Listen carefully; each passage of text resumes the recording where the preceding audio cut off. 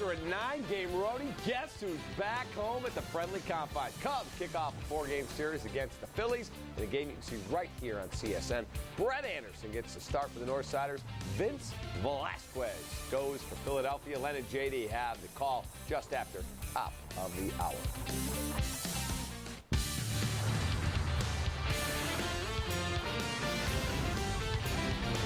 This is Cubs pregame live, presented by Fields Auto Group.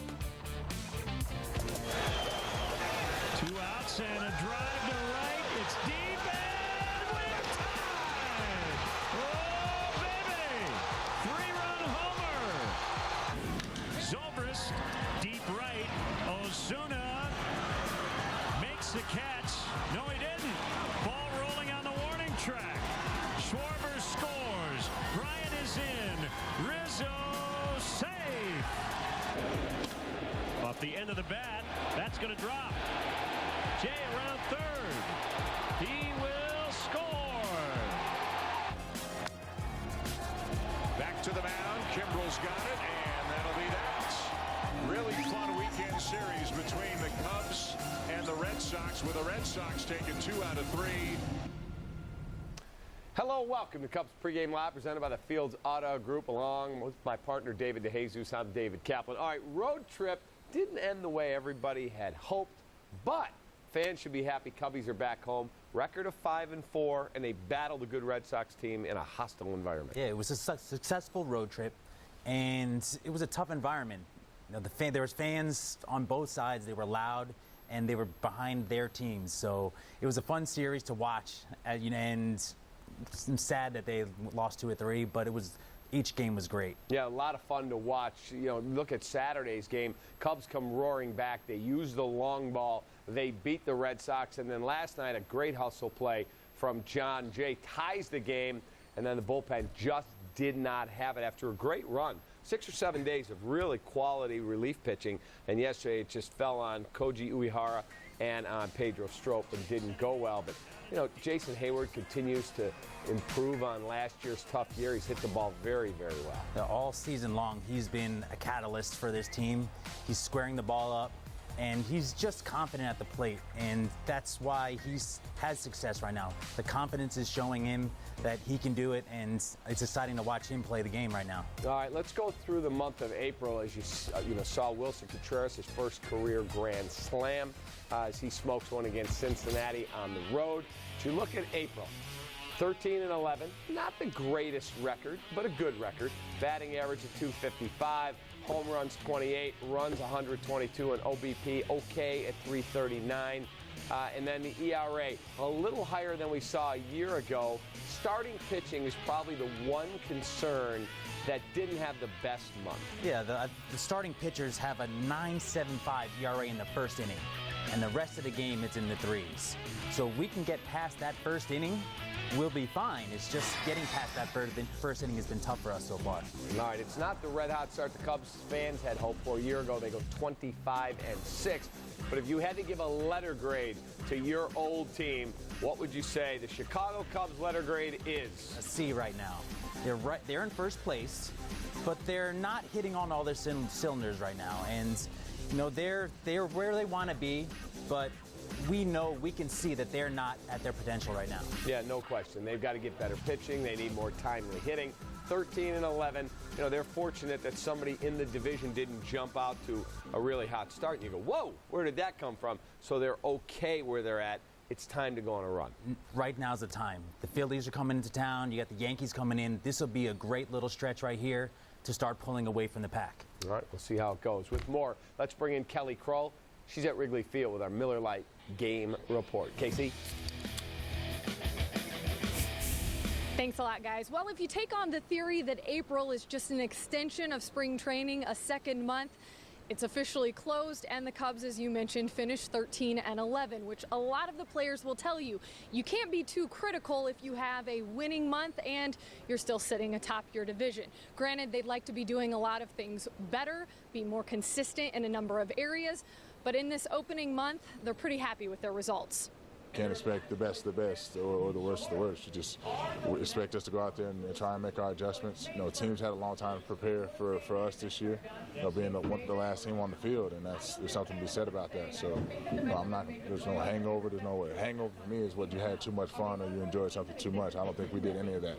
I think we absolutely did what we were supposed to do, took it in stride, had fun, and right now we're coming out here competing and playing against very good baseball teams. Now, one of the big stories coming out of spring, of course, Jason Hayward, the swing change. What would the results look like? I think everyone is seeing significant improvement. And granted, the sample size is still small, but numbers-wise, Hayward is ahead in every category this April in comparison to a year ago. He's hitting the ball harder, more consistent, and he likes the direction things are trending for him. How many RBIs right now? How many home runs? Just going up there, being consistent, having consistent at-bats, regardless of the outcome. Just going up there trying to put good swings on the baseball, being aggressive in the strike zone, and right now at the plate, that's that. Defensively, I'm playing a little bit more center early on than last year, but other than that, I'm just happy to contribute to a really good team, and it takes everybody, as we all. Hayward went on to say that the thing he's most pleased with, results aside, is that he's keeping the line moving. He's always been such a team guy, and even last year, all he wanted to do was be able and contribute. This year, he's clearly doing that, and he'll have a chance to keep it going tonight against Vince Velasquez for the Phillies. Cap, David, let's send it back to you guys. All right, Kel, we'll see you at the ballpark a little later. Our starting lineups are presented by the Illinois Office of Tourism. Illinois, are you up for amazing? And after being the DH for the weekend series in Boston, Kyle Schwarber back in left field batting leadoff, followed by Bryant Rizzo Zobrist, who's at second. Hayward bats fifth. Wilson Contreras in the 6th hole. Javi gets to start at shortstop tonight, batting 7th, followed by Brett Anderson. And John Jay is in center, batting 9th. Let's talk about Jay. Played very well, 385 in limited playing time at the plate. And that was a heads-up play to score from second last night. Love the effort. Don't know how an umpire misses the call. Yeah, that was right in front of him. He got under that glove right there, but this guy's, he's coming to play. It's hard to get at-bats all over the place and do what he's doing right now.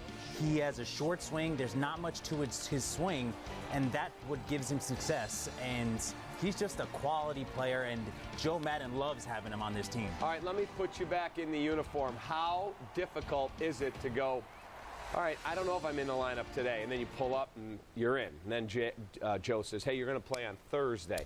And then you may not play again until next Monday, and then it's the 8th inning. Hey, grab a glove. I need you to go in right now, and then I need you to hit against a guy throwing 99 miles an hour. How tough is that role? It is a tough role because there's so many things that go into it. I was a timing guy where I needed to see arms coming at me and be able to build my timing off that. It doesn't matter.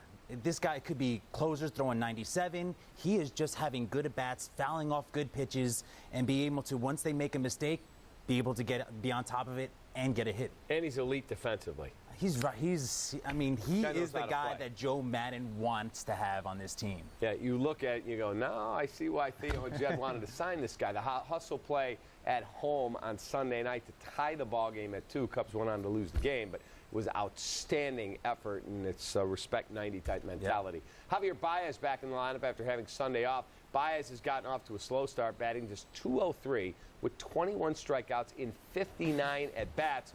Kind of what we saw when he first came to the big leagues, where he just can't stop the strikeouts. What do you see with Javi? He's just so aggressive with that swing, and sometimes it works, sometimes it doesn't, but these pitchers are starting to notice that he has holes in his swing, and they're being able to make it look like a strike and then let it fall out of the zone, and he can't stop himself from swinging. So that's the thing that's causing him this struggle right now. 2 hits in his last 16 at-bats, yet you look back to the playoffs last year on the biggest stage. He's dominant. He's outstanding in the NLCS. How do you go from such good play in such a pressure-packed environment to, I mean, he's had some guys you wouldn't call world beaters really handcuff him? I think it was just playing every day. He was playing every day. You know, he was out there, and he loves that stage. He loves that moment. You saw him in the World Baseball Classic just doing things that normal guys just don't do. But right now, he's getting that play a game, take a couple of days off, and it's showing. So I don't know if Joe has to do something, force him in there, but he needs to be in the lineup, I feel, to be able to produce. All right, every day we'll see how it goes. Chris Bryant enters tonight on an 11-game hit streak over that stretch. Third baseman is hitting .378, 6 doubles, 2 homers, 7 RBIs, 8 walks, and an OPS over 1,100. And I don't know if you knew this. The Sunday night broadcast said his dad was at the game in Boston. They only showed him like 900 times yesterday, plus interviewed him. But it was pretty cool to see Chris Bryant with 2 really long home runs. Yeah, he was on. They're starting to throw him up, and look at him just enjoying this time on TV. He's getting to that high pitch now. Before in the season, he was under it and missing it. Now he's getting on top of it, and he's just extra base. He's second in doubles, starting to hit for some power now. So it's just a matter of time with Chris. Yeah, it's interesting to watch a guy who is the reigning MVP, and no matter how far he hits it, when he takes off out of the box, he is full go. And just on the normal ground outs, he is running this ball out, and it's a bang-bang play at first base. And that's why he's a special player, because he respects 90, and he's always running that ball out hard each and every time. All right, here's Pete Mackanin's starting lineup for his Phillies. He'll trot this card out to home plate. Cesar Hernandez, second base. Aaron Alters in left field. Odubel Herrera is in center. Franco at third. Saunders in right. Joseph at first. Freddie Galvis, the speedster, is at short. Cameron Rupp catches for Vince Velasquez, who will get the start. You look at Cesar Hernandez at second base, hitting .323. He's got some speed and a little bit of pop, 4 home runs. Yeah, he's a quality leadoff hitter, and it's going to be the start to the game today. We have a 9 ERA in the first inning. This guy's been on base all the time in the first, so we're going to see. He's going to be an important out in that first inning. All right, Maikel Franco is batting just .213, but leads the Phils with 21 RBIs. Over the last week, he hit over 400. Also has 2 grand slams this season. 2 grand slams. That's a heck of a month in RBIs in just 2 games, but this guy has power to all fields. He's a fun player to watch, and he's a streaky guy. If we can keep him down this series, that would be huge for us. Yeah, he's the kind of guy who is able to get pop, hitting just .213, but he's obviously doing damage. Yeah, when he's hitting it out, and his impact swings. So we need to limit that guy's damage. Yeah, he's not a punch and Judy. All right, we have to take our first time out of Cubs pregame live presented by the Fields Auto Group. When we come back, we look back at Kyle Hendricks' start last night in Boston. Plus, Brett Anderson went 2-0 in the month of April, but it hasn't always been a smooth road for the Cub lefty. And it's 22 minutes till the start of the game. Still time for you to give Feldco a call, 866-4FEL-DCO. Be right back. Cubs pregame live is presented by Fields Auto Group. Fields matters because you matter. See Fields first. FieldsAuto.com. Hello, I'm Dan Fields, inviting you to become a member of the Fields family when you buy or lease from any of our 31 locations. You also get our Fields amenities that include free loaners, car washes, and our gourmet coffee bars and cafes. And with more than 35,000 vehicles sold annually, you can get a great offer like this. During the Only Adventure sales event, you can lease a new 2017 Land Rover Discovery Sport for only $429 per month for 39 months at Land Rover Northfield. And Fields matters because you matter. I like it sweet. I like it hot. Red gravy. Baptize it. Make it cheesy. Make it hurt. North side. South side. There's one thing both sides agree on. Bona beef. Bona, a Chicago original. The official Italian beef on both sides of town. Inside the rack houses of Jim Beam, every barrel's aged 4 long years for a fuller, smoother flavor. Our history's made from the inside. How will you make yours? Hello? This is she. Is that the doctor? Okay, wow, really? It's 2? That's great news, thank you. It's 2? Yes, it's 2. It's 2 for 1 windows at Feldco. Feldco is offering 2 windows for the price of 1, with no money down and no interest for 1 year. 2 windows for the price of 1, and soon. Hurry. Call now. For quality windows, siding, and doors, call 866 for Feldco. Get X1 TV and internet from Xfinity at an incredible price and get $150 back when you sign up. Over 140 channels, a voice remote you can speak to, and access to Netflix. Plus, stream thousands of shows and movies on any device, anywhere, anytime. and get blast speeds up to 75 megabits per second. Compare that to AT&T. Switch today for this limited time offer from Xfinity. Only $79.99 per month for 24 months and get $150 back when you sign up. Call 1-800-XFINITY. Get half off exactly what you want with Pizza Hut's 50% off pizza deal. That's 50% off your favorites like hand-tossed pepperoni, meat lovers, or even Original Fan Supreme. That's right, get 50% off any menu price pizzas when you order online. But hurry, this deal ends soon. No one out-pizzas the Hut. Subscribe to the Cubs Talk podcast on iTunes or the Google Play Store today. Ballot is out for the 2017 All-Star Game in Miami, and you have plenty of Cubbies to vote for. Rizzo, Baez, Russell, Bryant represent the Cubs in the infield. Contreras behind the plate. In the outfield, you can cast a ballot for Hayward, Schwarber, and Ben Zobrist. Go to Cubs.com, make your voice heard. You can vote up to 5 times every 24 hours with a maximum of 35 total ballots. Voting ends June 29th. All right, welcome back. Cubs pregame live presented by the Fields Auto Group. He's David DeJesus. I'm David Kaplan. Back to last night's game in Boston. Let's talk about Kyle Hendricks. Right, he gave up a first-inning home run. Hanley Ramirez murdered it. And then he settled down, looked a lot like Kyle Hendricks of 2016. Yeah, that mistake right there, it was set up away. When you see that glove come over the middle, that's not a good sign, especially when Hanley's hot right now. But rest of the game, this guy was dominant. He was living on that box right there. All his pitches were right around the corners of it, and the umpire was getting him a few inches off the plate, and that's when he's tough. Yeah, and you see him, you said right on the edge of the box. The late movement, because he doesn't throw as hard, it gives it time for that movement to work. Yeah, and when he struck out Hanley and he hit the bat, he like swung and hit his helmet away, right, because that was that late comeback.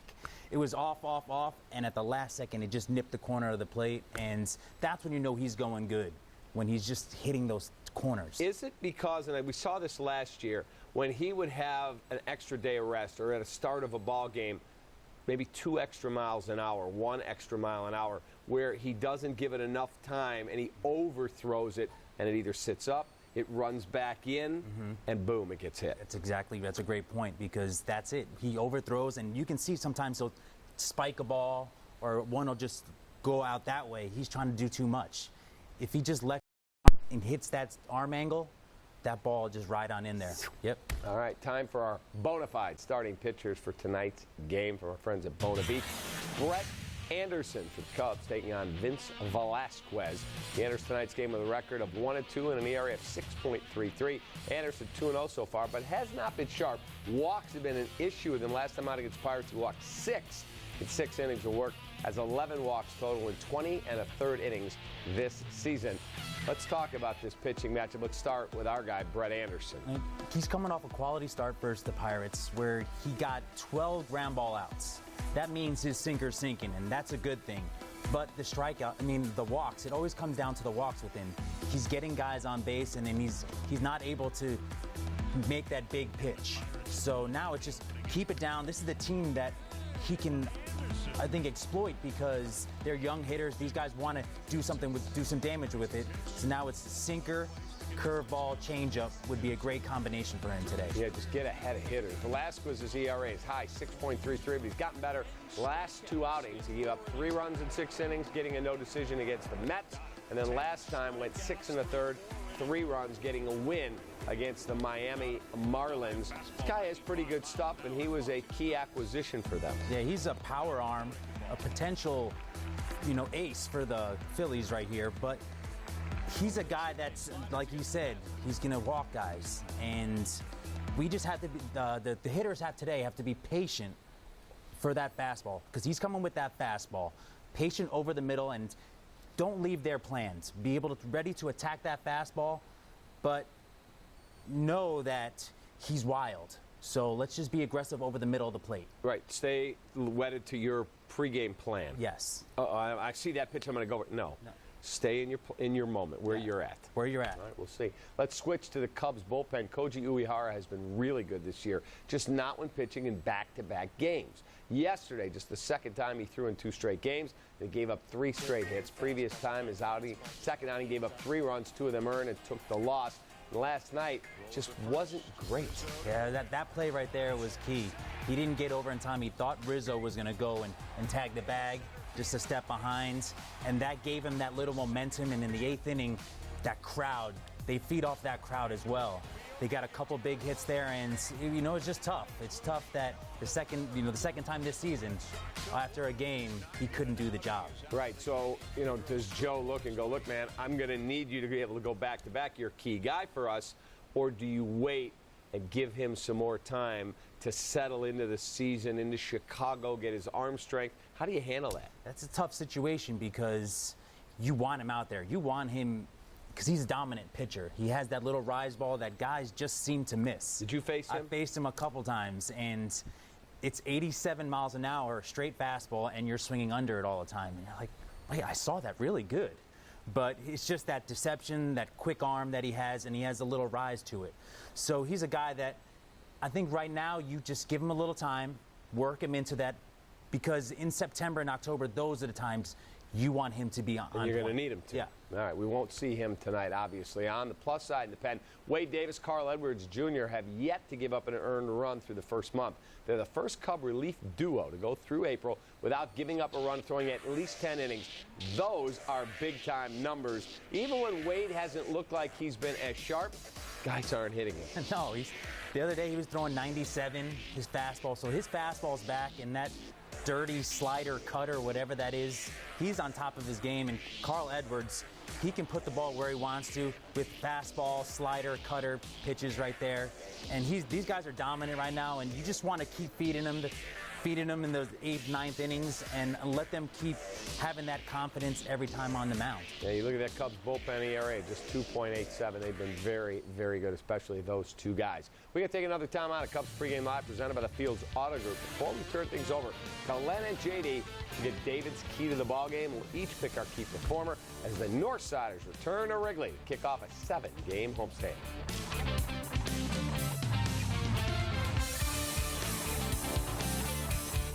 Hello, I'm Dan Fields, inviting you to become a member of the Fields family when you buy or lease from any of our 31 locations. You also get our Fields amenities that include free loaners, car washes, and our gourmet coffee bars and cafes. And with more than 35,000 vehicles sold annually, you can get a great offer like this. And now you can lease a new 2017 Maserati Ghibli SQ4 all-wheel drive for only $699 per month for 36 months at the all-new Fields Maserati on Green Bay Road. And Fields matters because you matter.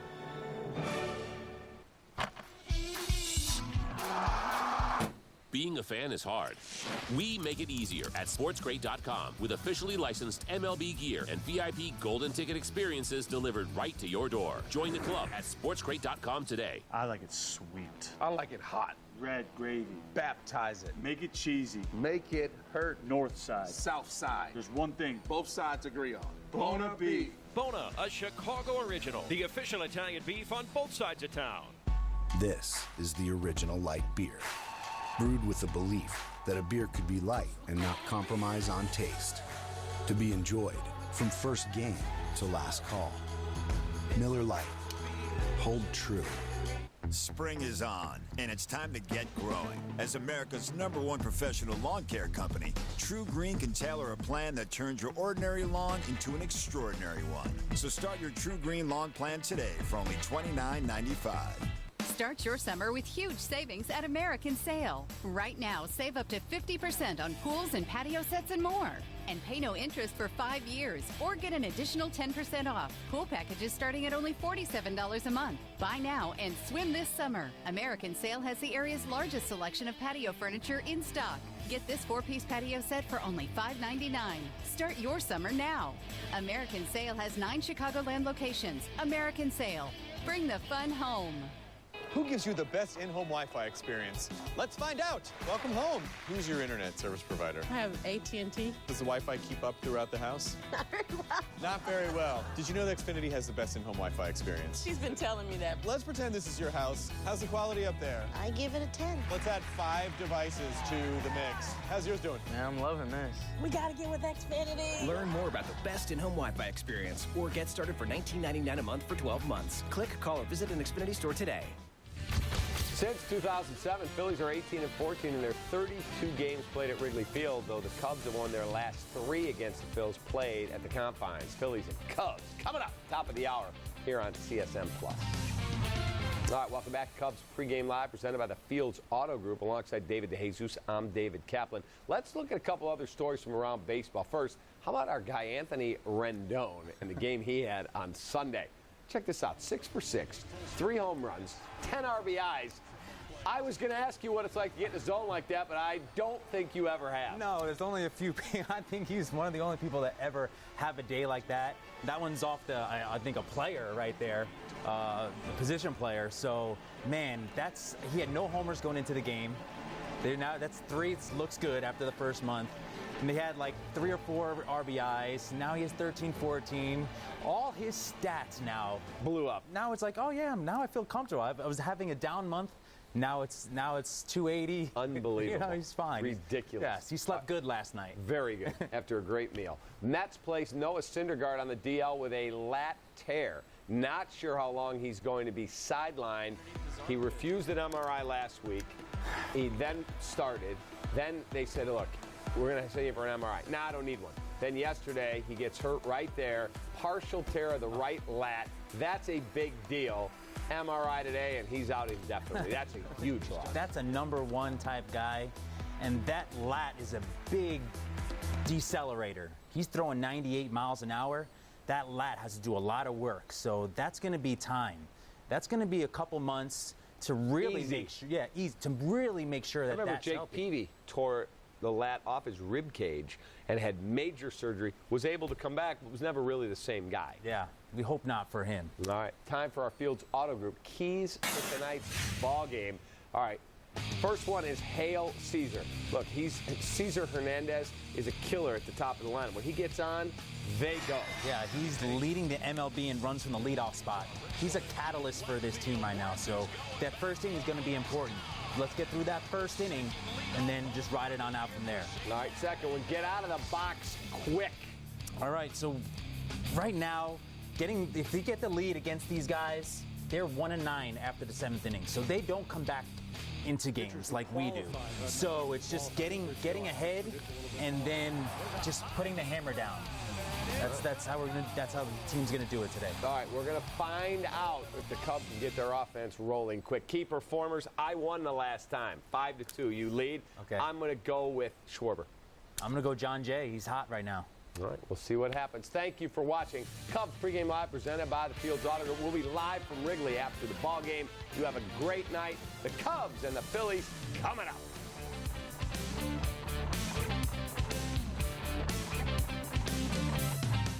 From ballparks to amusement parks and hot dogs to haute cuisine, visit enjoyillinois.com for trip ideas. Brought to you by the Illinois Office of Tourism, proud partner of the world champion Chicago Cubs. Illinois, are you up for amazing?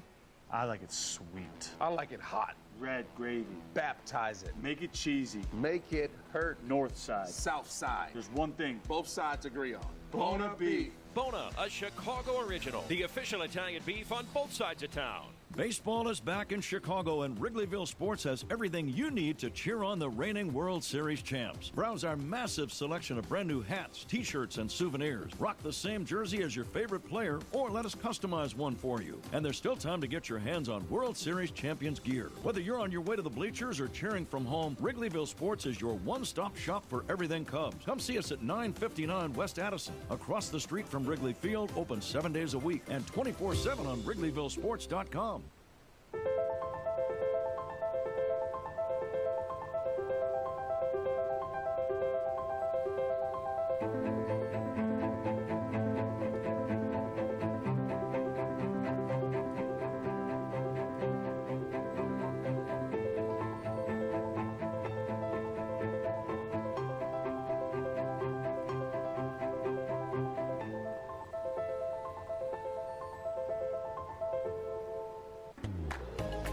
Welcome to Elk Grove Village. Our growing industrial park is the largest in North America. It makes sense. We're close to O'Hare, major highways, and rail lines, putting us first class in business class. We appreciate that a strong business park means a high quality of life for village residents. It's what motivates us to be beyond business friendly. Elk Grove Village, makers wanted. Caitlin, this is your final decision. When you are ready. Okay.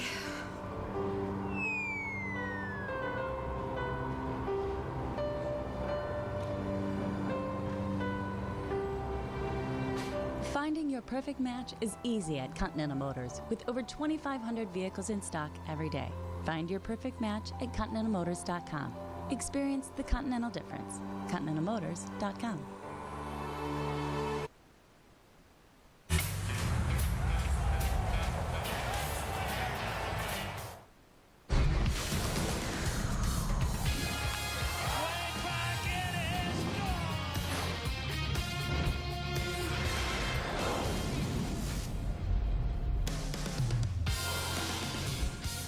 Cubs baseball on CSN Chicago is presented by State Farm.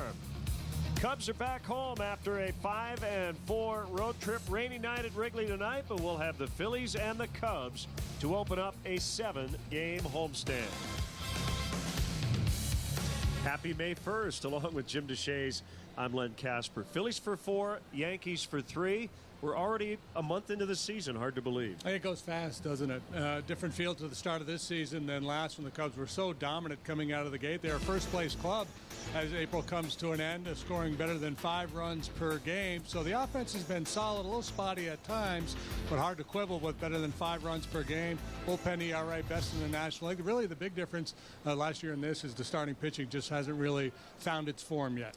Phillies are a bit of a rebuilding team right now, but they're within a game of 500. They recently had a 6-game winning streak before getting swept in L.A. Let's get into the pitching matchup tonight.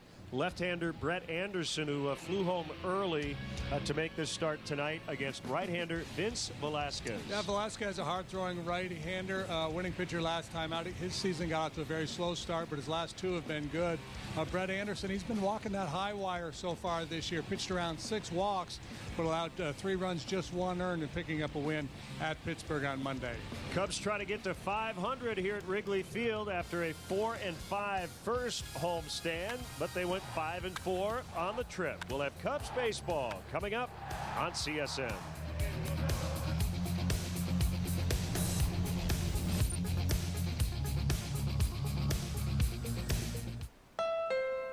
At Honda, we're proud of our heritage. Like with the Civic. It's stylish.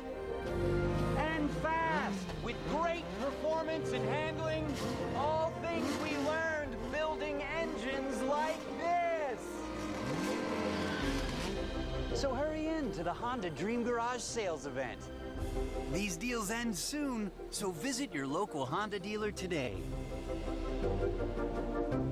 So, Amara, you're a Verizon engineer. Tell me, what's one really good reason why the Samsung Galaxy S8 is better on Verizon? Well, we have the largest 4G LTE network in America. Yeah, that's a pretty good reason.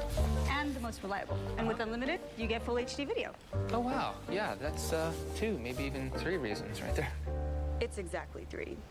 Okay, sure, whatever you say. If you really, really want the best, switch to Verizon Unlimited and get the Galaxy S8 for just $15 a month. I saw you take those phones, you know. No, you didn't. In case you need anything, just give me a call. Thank you. P.O. Box 17. Of course I'm a real company. You got the area code. Everything your customers see tells a story. Let the UPS store help you tell the right one. From business cards and banners to expertly packed shipments to mailboxes with a real street address. Come in today for help. Cubs baseball on CSN Chicago is brought to you in part by Lexus, who encourages you to experience amazing. Blue Cross and Blue Shield of Illinois, through it all. Ford, who invites you to go further in their fuel-efficient vehicles. Check out our entire lineup at your local Ford store or buyfordnow.com. Menards, save big money at Menards. And Southwest Airlines, yes to low fares with nothing to hide. That's transparency. Well, as you can see, it is still raining, and we will be under a delay before the Phillies and the Cubs open up this 4-game series. 3 night games and a matinee on Thursday. Cubs got in late/early after Sunday night baseball in Boston, and the Phillies coming from Los Angeles, where they were swept by the Dodgers. So our rain delay coverage will begin with Rain Men. That's not about the rain you're watching, but about the 2016 World Series. Enjoy.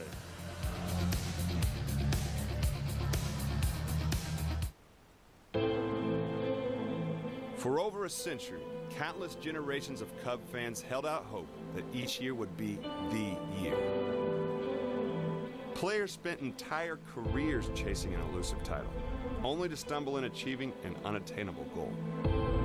Season after season, teams wore the weight of those who had fallen short before them. They were instead forced to weather iconic moments of disappointment. That was until November 2nd, 2016.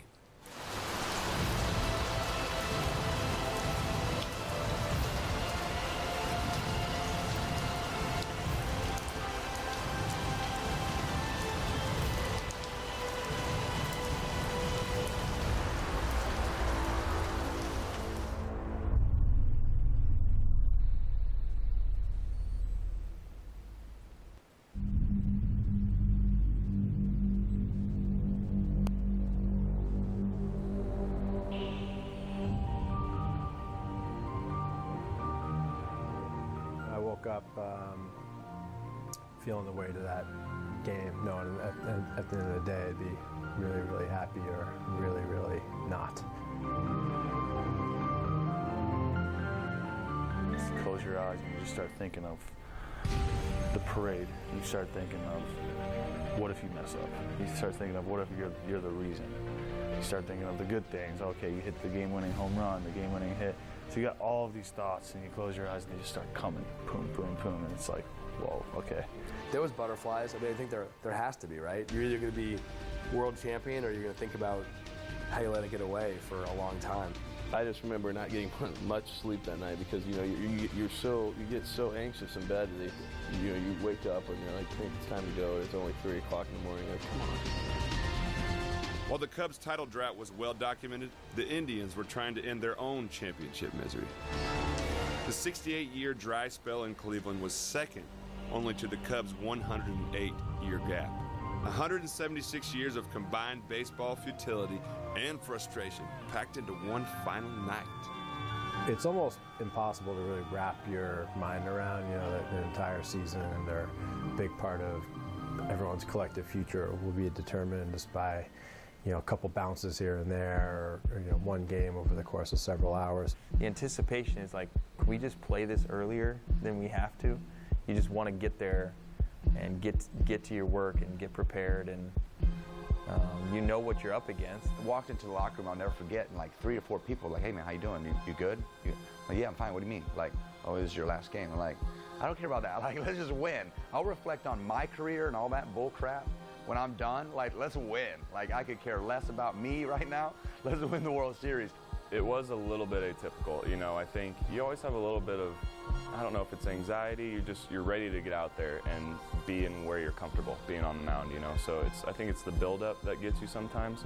I sat on this chair in the corner of my room in Cleveland, and I had my dad's hat with me. Pulled my dad's hat out, put it on my lap as I wrote down the lineups. And again, this is what you have to understand about Game 6 and Game 7. There's no Game 7 if you don't win Game 6, and there's no Game 8, period. So it's an entirely different mindset working this game. Separated by just 350 miles, Cleveland became a destination for not only Indians fans on that historic night, but Cubs fans made a trek all the way from Chicago by the thousands. By first pitch at Progressive Field, the tickets were the most expensive for a Game 7 in professional sports history. It was a Game 7 crowd. It was loud. It was everything. The people outside beforehand, they were ready to go. And, Cleveland was hungry for another championship. They just won the NBA championship, and they were hungry for another one, and they knew what they were in store for. How you got there at that point was irrelevant. It was like, hey, we get a chance to play one game to win a title. And that's a pretty awesome position to be in. You give anything to be in that position in spring training, so now that you're actually there, forget about everything else, and just realize it's just a one game, it's a Super Bowl. And that's a pretty cool feeling. I definitely was aware of the Cub fans. I was definitely aware of that part of it. And I actually thought there were more Cub fans than Cleveland fans. That was the impression that we got. Go Cubbies! hitting flips, my normal flips with Males, John Maley, our hitting coach, and the thing, and he came up and like said, like, hey, it's been a pleasure, and said all these nice things, and you know, I'm like trying not to, same thing, like people more focused on me, and I'm like, screw me, like just focused on the game. There's something special in the air, you know. There's no more bravado, there's no more narrative.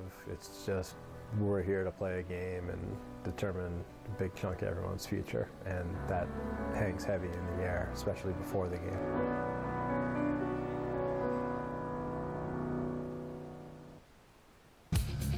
Cubs rain delay on Comcast Sportsnet is brought to you by Reynolds Wrap. Reynolds Wrap has you covered.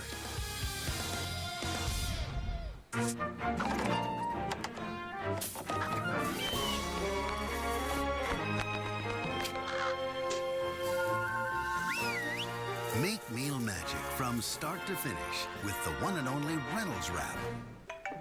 Hello? This is she. Is that the doctor? Okay, wow, really? It's two? That's great news, thank you. It's two? Yes, it's two.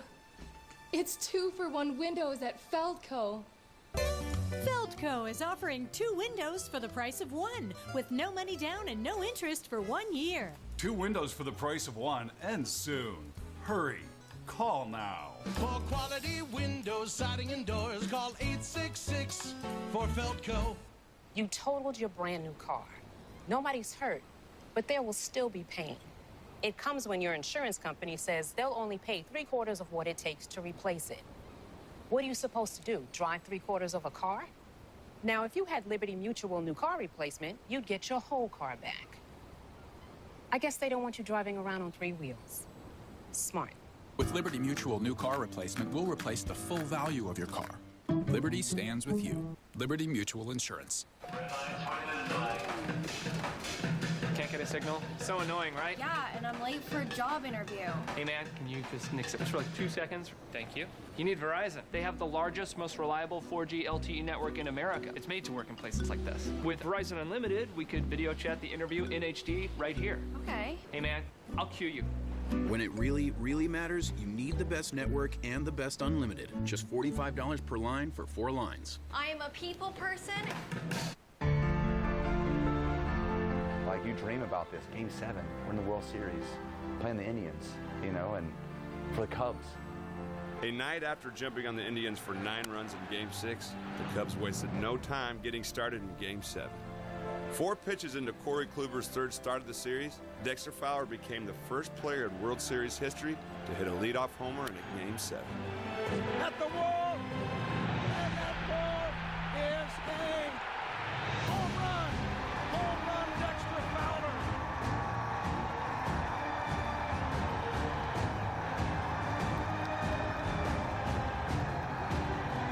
When he hit that ball and hit a home run, you felt like there's a long way to go, but this is the best possible feeling at this point in the game that we could have. Dexter leads off, hits a home run, and Corey Kluber dominates Dexter. I mean, Dexter hates facing him. He's not good against them, and he hits a leadoff home run and just sets the tone. We just believed. We threw it out there that he wasn't going to be as good in Game 7. When you get a lead, though, especially in that kind of game, even 1-0, it's monumental, really. You know, if I go out there and I give up the first run and that Cleveland gets a 1-0 lead, they have the momentum. You never know what can happen from there. So me not even having thrown a pitch yet in Game 7, just sitting in the locker room and watching Dex hit that home run, that gave me huge confidence. I was like, okay, you know, I got a 1-0 lead. The stage wouldn't be too big for the 2016 ERA champion and Cy Young finalist. In fact, he embraced it. 11 days after silencing the Dodgers to clinch the pennant, Hendricks found himself in the biggest of spotlights. But before he threw a pitch in Game 7, Joe Madden and Theo Epstein had a pregame conversation about how they envisioned the game playing out. Before the game, Joe asked me, how did I see the game going? I said, you know, I see 6 or 7 out of Kyle, and you know, and then Chapman. And Joe said, I see 5. And I asked him, I said, really, 5? He goes, yeah. He goes, I think I see 5 from him. I think he's going to pitch well, pitch 5, and then I see Lester, and then I see Chapman. If you could go from Kyle to John to Aroldis, that's exactly where I was at before the game. And that's pretty good. If you have those three guys, you got 2 Cy Young candidates and arguably one of the best closers ever. You dream of that moment as a kid. You know, you're out on the field, dreaming about Game 7 of the World Series, and how many people can actually find themselves on the mound in that kind of game. It was being the same no-pulse Kyle Hendricks, just always keeping his head down and going out there doing his job. You know, that's my favorite guy to watch pitch. You know, he just goes out there, he competes, and he doesn't let the situation dictate how he feels. But with the 1-0 lead, Kyle Hendricks and the usually reliable defense behind him struggled to find the rhythm in the 3rd inning, sparking activity in a crowded bullpen. Crowded because everyone was available, and I mean everyone, including starter John Lester, who hadn't pitched in relief in nearly a decade. However, the professor pitched out of the jam, allowing only the tying run and putting an end to the Indians' threat for more. The Cubs' bats came alive in the middle innings. Chris Bryant accounted for 2 runs with exceptional base running, and Javi Baez chased Corey Kluber with a solo shot in the 5th. With the 4-run lead, Kyle Hendricks settled in, while John Lester navigated the uneasy and uncharted territory of warming up in the bullpen.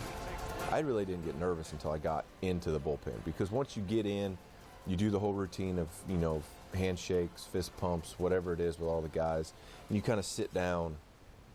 Then it's kind of like, okay, what do I do? You know, what do I do now? You know, like, do I stretch? Do I do the weighted ball? Do I, you know, use the bathroom? You know, what do you do? Like, what, do I talk to people? Do I not talk to people? You know, that's when it starts becoming, you know, that those nerves start kind of creeping up on you. And then all of a sudden the phone rings. And with 60,000 people or however many, that phone sounds like it's right here and it's on decimal 100. Knowing that Lester would be on edge in this new role, Joe Maddon's plan was to bring him in only at the start of an inning. We get to Game 7 and we go over, you know, kind of the best case scenario. Hey, if kind of, you know, the fan, we're going to bring in a reliever to get out of the inning, and you're going to get the next inning, clean inning, no problem. I don't want to put him into a dirty inning. I don't think that would be appropriate, but being that it's on his like regular workout day, he's probably got a solid 2 in him, at least, I would think. So we'll look to see how Kyle's doing, and then we may have to bridge to John. We'll see how that all plays out. Hendricks found his comfort zone, retiring 7 in a row. But after a close call didn't go his way, the normally pinpoint accurate pitcher walked Carlos Santana on a 3-2 pitch, prompting the Cubs skipper to go against his pregame thought. Part of the game plan for me was to get to John probably in the 6th, but chose to go to him there only because of Kipnis hitting. With Lester warmed and ready, Maddon pulled Hendricks after just 63 pitches. Boy, this is an extremely quick hook. 5-1 lead, it's just the competitor in you. You never want to come out of a game. You know, once you're on the mound in the moment, you never want to come out. But you only focus on what you control. So I'm out there, my job is when I have the ball, make pitches. I see Joe coming out of the dugout. Trust me, I knew from the start of that game that my time was going to be limited. While Hendricks bought in, the move was an unforeseen change. With everything hanging in the balance, a level of confusion began to set in. The scenario changed 3 times in an inning. So it was, you know, I'm facing Santana no matter what. They wanted him to hit from the right side, not the left side. Then it's, you know, you get the 6th. And then he goes back out, and it went back to you get Santana no matter what. So that's when, you know, you start switching. Okay, now the phone didn't ring again. Now it's click. Now he gets 2 quick outs. And you're kind of like, okay, I'm not getting in this inning. And all of a sudden, ball 1, ball 2, and then end up walking him. Now you're like, oh man, I'm actually getting in this game. So now you try to chuck a few more. And then now it's more of, okay, is he going to make the move? And then Joe comes out. I guess it wasn't the most normal thing for us. And for the most part, throughout the year, we've just been doing what's normal. And for us also at the same time, everything was kind of normal. So we're used to being in different positions. We're used to guys hitting different spots in the lineup, used to certain changes at a certain point in time, but I feel like that was one that we weren't, as players, we weren't really expecting that. Personally, I was thinking, you know, Kyle's kind of rolling and let it keep going, but and then I was a little surprised that it happened in inning because Joe has mentioned this publicly, but was looking for a clean inning. I thought he would at least get through 5, but it was a little bit of a surprise. But again, with Joe, like I always trust what he's doing because he's always got really good reasons for it. He's always thought it through, and it's never going to be impulsive. It's never going to be reactionary, and it's never going to be to please people. It's never going to be to avoid criticism. He's going to do what he thinks puts us in the best position to win the game. That's what he was doing, in his opinion.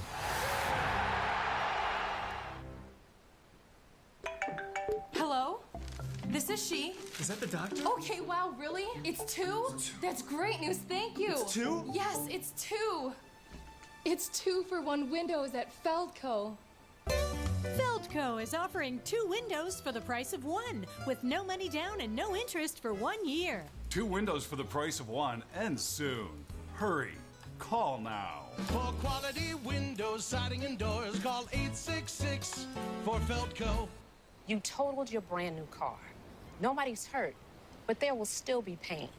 It comes when your insurance company says they'll only pay 3/4 of what it takes to replace it. What are you supposed to do? Drive 3/4 of a car? Now, if you had Liberty Mutual new car replacement, you'd get your whole car back. I guess they don't want you driving around on 3 wheels. Smart. With Liberty Mutual new car replacement, we'll replace the full value of your car. Liberty stands with you. Liberty Mutual Insurance. Can't get a signal? So annoying, right? Yeah, and I'm late for a job interview. Hey man, can you just nix it for like 2 seconds? Thank you.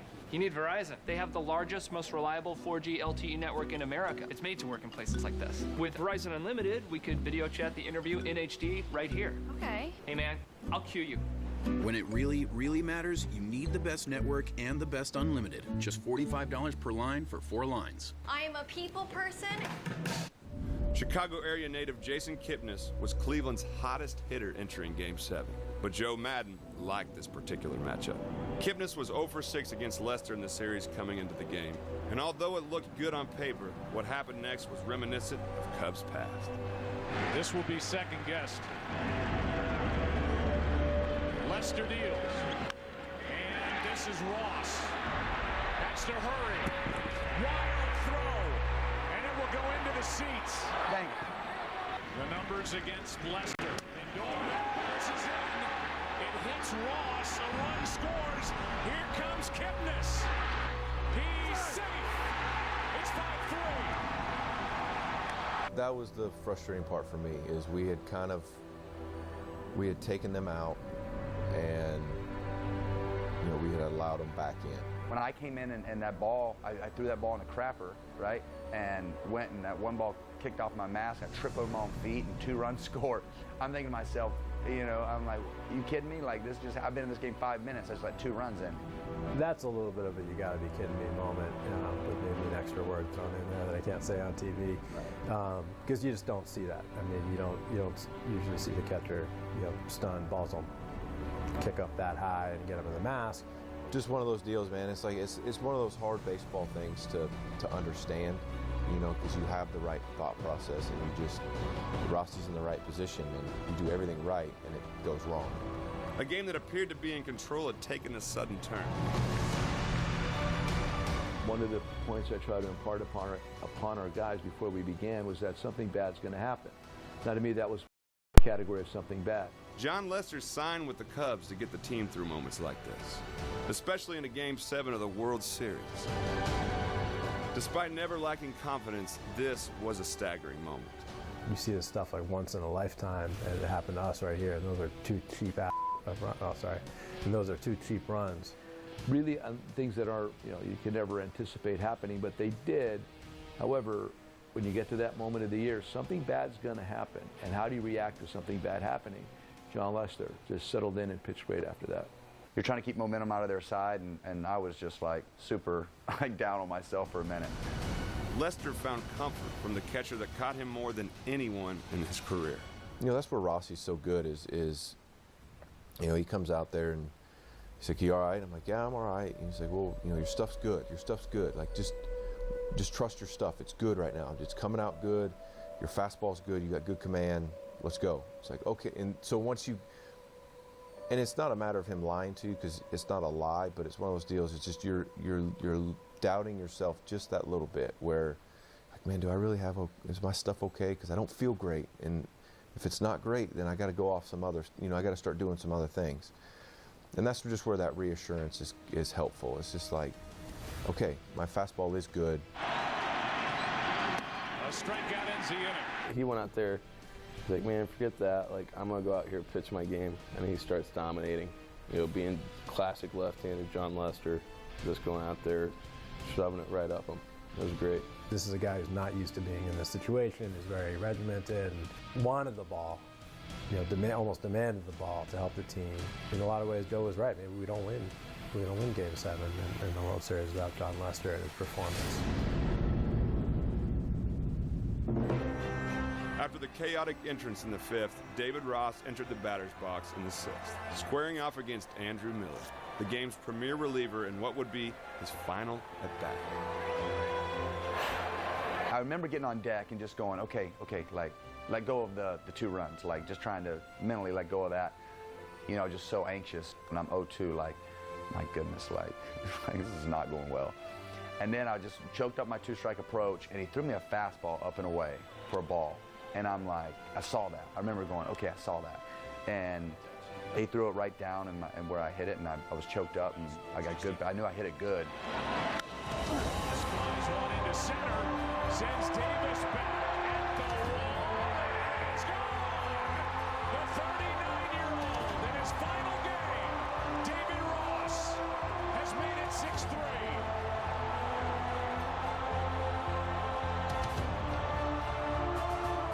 I just thought about my family when I rounded third, like my wife and kids in the stands, and how cool that was. Like, so I, pointed them. You're like, holy smokes! He just, he took the greatest relief pitcher, in the last however many years, deep to dead center. Oh yeah! You can't make that shit up, Rocky. You can't make this thing.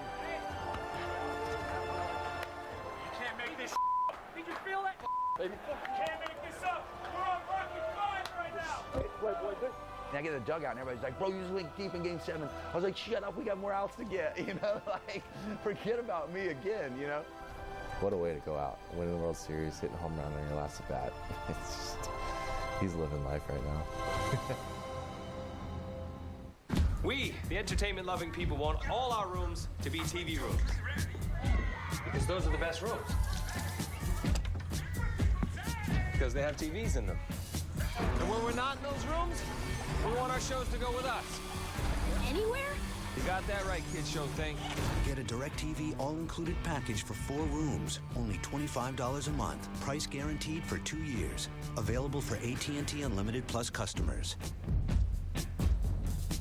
So, like I was saying, both the Elantra and this Sonata have an available turbocharged engine. You do? And they both offer available lane departure warning. Really? Hey, glad I didn't mention automatic emergency braking. Wait, it can stop itself? So about that America's Best warranty. Woo! Better is the reason to buy Hyundai, and this is the reason to buy now. Hurry in and get up to 25% off a 2017 Sonata. That's $6,750 in total savings. So, Amara, you're a Verizon engineer. Tell me, what's one really good reason why the Samsung Galaxy S8 is better on Verizon? Well, we have the largest 4G LTE network in America. Yeah, that's a pretty good reason. And the most reliable. And with unlimited, you get full HD video. Oh, wow. Yeah, that's 2, maybe even 3 reasons right there. It's exactly 3.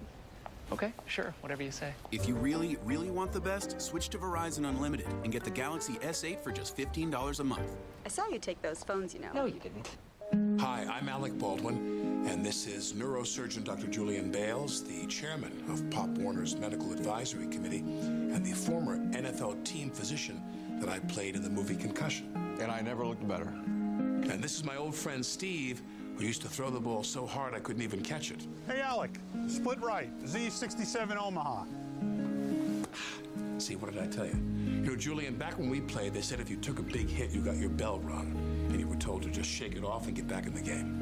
Fortunately, Alec, we know more about player safety and about concussions than ever before, and Pop Warner has worked very hard to make football safe for kids to enjoy. As the nation's oldest youth football program, Pop Warner has taken a leadership role in making the game safer for kids. With revolutionary rule changes, parents can feel secure, and kids can experience what's great about this game. Visit popwarner.com/playsafer to learn more. It's a new season, a winning way, with high hopes and even higher expectations. A new chapter is set to begin with only one question. What's next? What's next? What's next?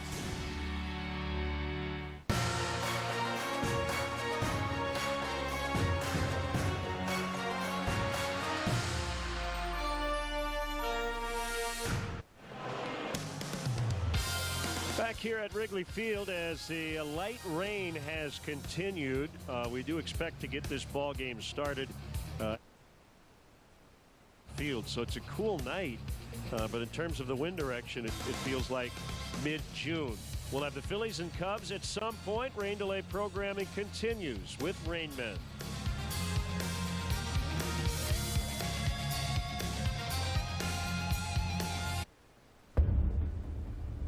John Lester's 3 innings of gutsy relief paved the way for Joe Maddon to turn the game over to his closer. Just 4 outs away from the World Series title. Aroldis Chapman had thrown 102 pitches in the series prior to Game 7. Maddon received national criticism for his usage of the flamethrower the night before. Looking back, and I know hindsight is 20/20, but looking back, the usage for Aroldis Chapman, do you regret in any way the way it was done and maybe the message that it could have sent? No, not at all. It's about winning right now. Closer coming in. Chapman with the Cubs up 3. Obviously all in. And I just know that Chappie's thrown a lot. I know that they've seen him a lot that series already, so it's kind of a tough shake when it comes down to him coming in the game at that point. I don't mind the move. He brings in Chap, nobody in that dugout's going, man, why is he bringing Chap in right here? You know, everybody's like, yeah, that's our guy, let's go. This is the guy we want. Had he been used a lot? Yeah, but we've all been used a lot at that point. So it's a matter of, that's his decision. And that's your manager, that's your guy. You gotta stand behind him if you like it or you don't. Chapman, he's the guy you want late in the game in that type of situation. You know, obviously the bulk, just the volume of what he had done in the series and the Game 5, then the day off, but then used in Game 6, I'm sure fatigued him a little bit to the point where he wasn't quite what he could be in Game 7, and that's unfortunate, but he's still the guy. I had no issues with going to him. That's what he was there for. That's why he was acquired, and that's why a big reason why we won the World Series. The difference was during the season, he was not used to that. He did not really necessarily want to do it during the season. We had that conversation, but when we had that conversation during the season, the point was during the postseason it was probably going to change. It was going to change, and he was on board with the whole thought. So again, these are conversations you have in advance, and again, he was there for that reason, and he was fine. I mean, he was definitely like just those 2 weeks before as the season ended. I think he might have thrown 3 times. We parceled his workout really nicely. Was not overextended against the Giants. He's strong. He's very strong. He's one of the strongest athletes I've ever been around in my life. Within the Cubs organization, a key observation drew concern about how dominant Chapman might be. Last lap. All right. Man, last lap. All right. 2 out. The one thing that was making me nervous was we had Ross catching Chapman in that situation, and I was in the stands in San Francisco for Game 4 when the last time Ross was catching Chapman, and he threw all fastballs that inning, and he got through. I think he struck out the side or went 1-2-3 to clinch the division series for us. But it's the playoffs, so there's 6 Indian scouts sitting there writing down, threw all fastballs, Ross and Chapman all fastballs. So you get in this situation in Game 7, and maybe they're looking heater a little bit more often. It's his best pitch, and that's why Rossi kept calling it. The way the bats were going, you saw that they were kind of comfortable on him. They had his fastball timed up, some that kept making him throw his fastball. And I mean, in all fairness to Chappie, he was giving you what he had, and that wasn't necessarily his best when it came to stuff at the time. So just knowing that anything could happen, you just got to be ready for everything. And in my head, I was just hoping that we could once again stand up to another challenge as a team and be ready for it if the worst happened.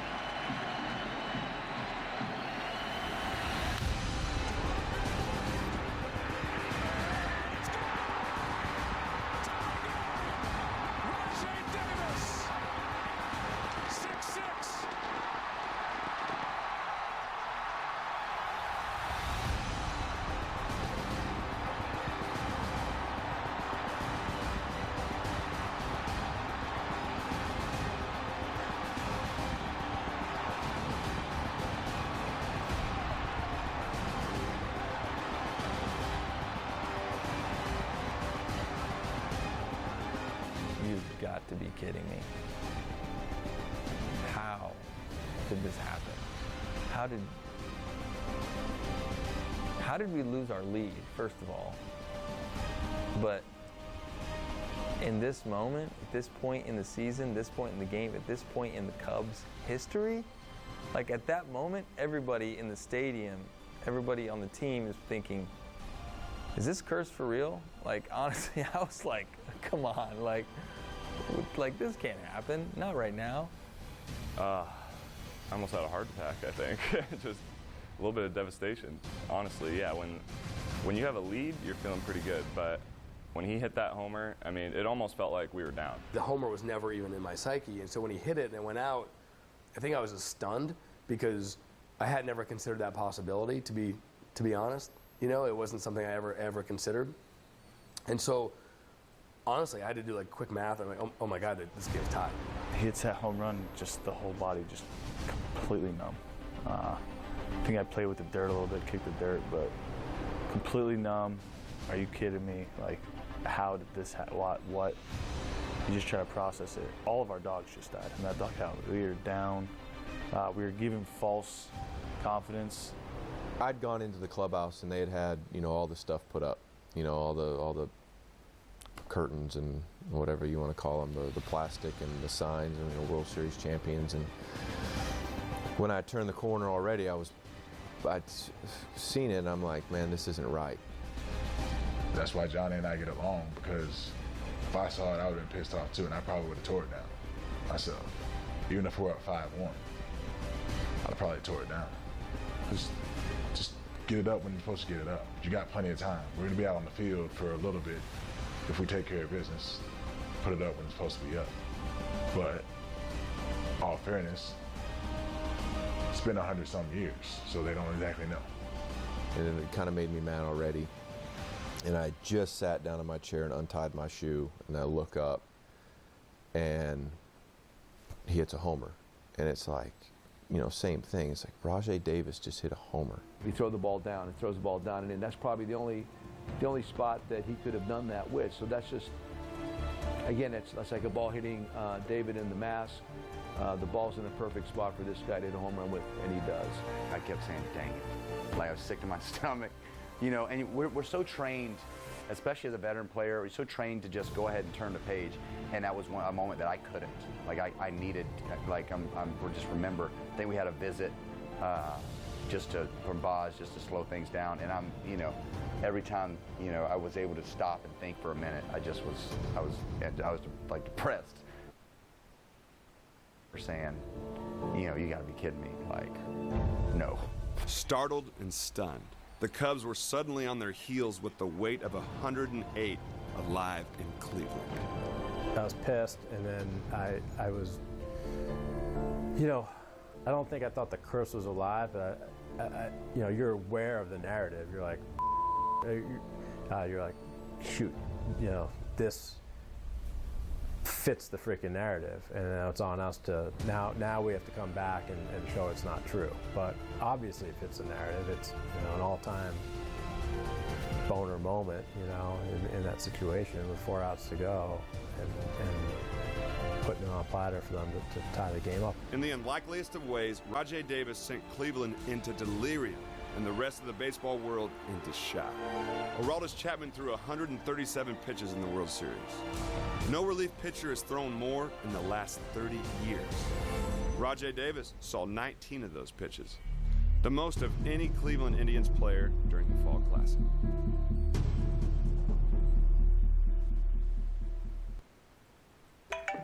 Hello? This is she. It's 2-for-1 windows at Feldco. Feldco is offering 2 windows for the price of 1, with no money down and no interest for 1 year. 2 windows for the price of 1, and soon. Hurry. Call now. For quality windows, siding, and doors, call 866 for Feldco. You totaled your brand new car. Nobody's hurt, but there will still be pain. It comes when your insurance company says they'll only pay 3/4 of what it takes to replace it. What are you supposed to do, drive 3/4 of a car? Now, if you had Liberty Mutual new car replacement, you'd get your whole car back. I guess they don't want you driving around. Liberty stands with you. Liberty Mutual Insurance. Can't get a signal? So annoying, right? Yeah, and I'm late for a job interview. Hey man, can you just nix it for like 2 seconds? Thank you. You need Verizon. They have the largest, most reliable 4G LTE network in America. It's made to work in places like this. With Verizon Unlimited, we could video chat the interview in HD right here. Okay. Hey man, I'll cue you. When it really, really matters, you need the best network and the best unlimited. Just $45 per line for 4 lines. I am a people person. We have a Game 7 tonight in Cleveland, and the weather's not looking too bad. Temperatures very mild. The rain chances, that's going to up as the game goes on. So if we see extra innings, there's a good chance we're going to get some rain in the forecast. Still in shock from the unlikely events of the 8th inning, the Cubs failed to score in the 9th. With Mother Nature starting to intervene, frustration was beginning to mount. And for Jason Hayward, it was reaching its boiling point. When I came in the dugout off the field from third base after Dex hit that ball at the middle, I didn't look at anybody's face. I went down in the tunnel, went far enough from the dugout, around the corner, around the bathroom, and yelled some things as loud as I've ever yelled, probably. And just had to get that out. Then got ready to go back out on defense. I went by myself and let some things out by myself to whoever listened. But it was all because, like I told you, when Chappie came in and when it got to that situation right before Davis hit the home run, I was like, even if he does something good for them here, we're going to bounce back from it. And like I said, we did that in the top of the ninth. We just got thrown a curveball from a place we didn't expect it to come from. The oldest Chapman, I can't imagine how much he has left. With all the momentum, the Indians sent the meat of their order to the plate in the bottom of the 9th, with a chance to cap off the most shocking World Series win ever, facing a physically and emotionally drained Aroldis Chapman. At that point, I'm like, just almost masochistically like waiting for the swing and the crowd and everything else, just praying it doesn't happen. But I was not feeling good in the bottom of the 9th. One run right here and that's it. It's over. We go home. So then I got Chapman in the mound with the guy's got his confidence level low because he just gave it up in the 8th. So I'm like, okay, I got to try to do something different. But the Indians got it, and now Lindor pops it into right. And with this, Game 7 is going to the town. When we got out of there, I was like, whoa. Wow, we really got through that inning and knew we had the meat of the order coming up. So that was a big moment. I didn't know how Chapman did it. I didn't know who was pitching next. Any pitch could have ended our season. So that was a nice relief. And then before you know it, the tarp's coming out. What followed was something only out of a Hollywood script.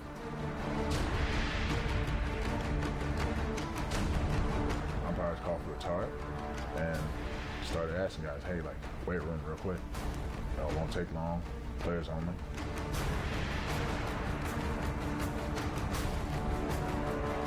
I knew I wanted to say something. I knew they needed to hear something. I knew I had to say something to get off my chest, but say it to them too, so they could get off their chest, and so they could all know that we're in the same thing together. He's a guy that doesn't speak up a whole lot, and when he speaks his mind, you listen because it comes from the heart. He's probably the best teammate I've been around.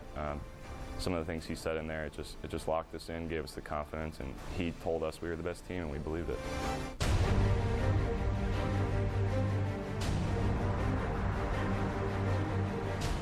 We all go in there, and Chappie wasn't in there, so I'm like, where's Chappie? And somebody went and got him, and he's like bawling, right? Which said the world to, I think, all of us. Like, this guy is pouring his heart and soul, everything he's got into this team, and he's just, he's so disappointed.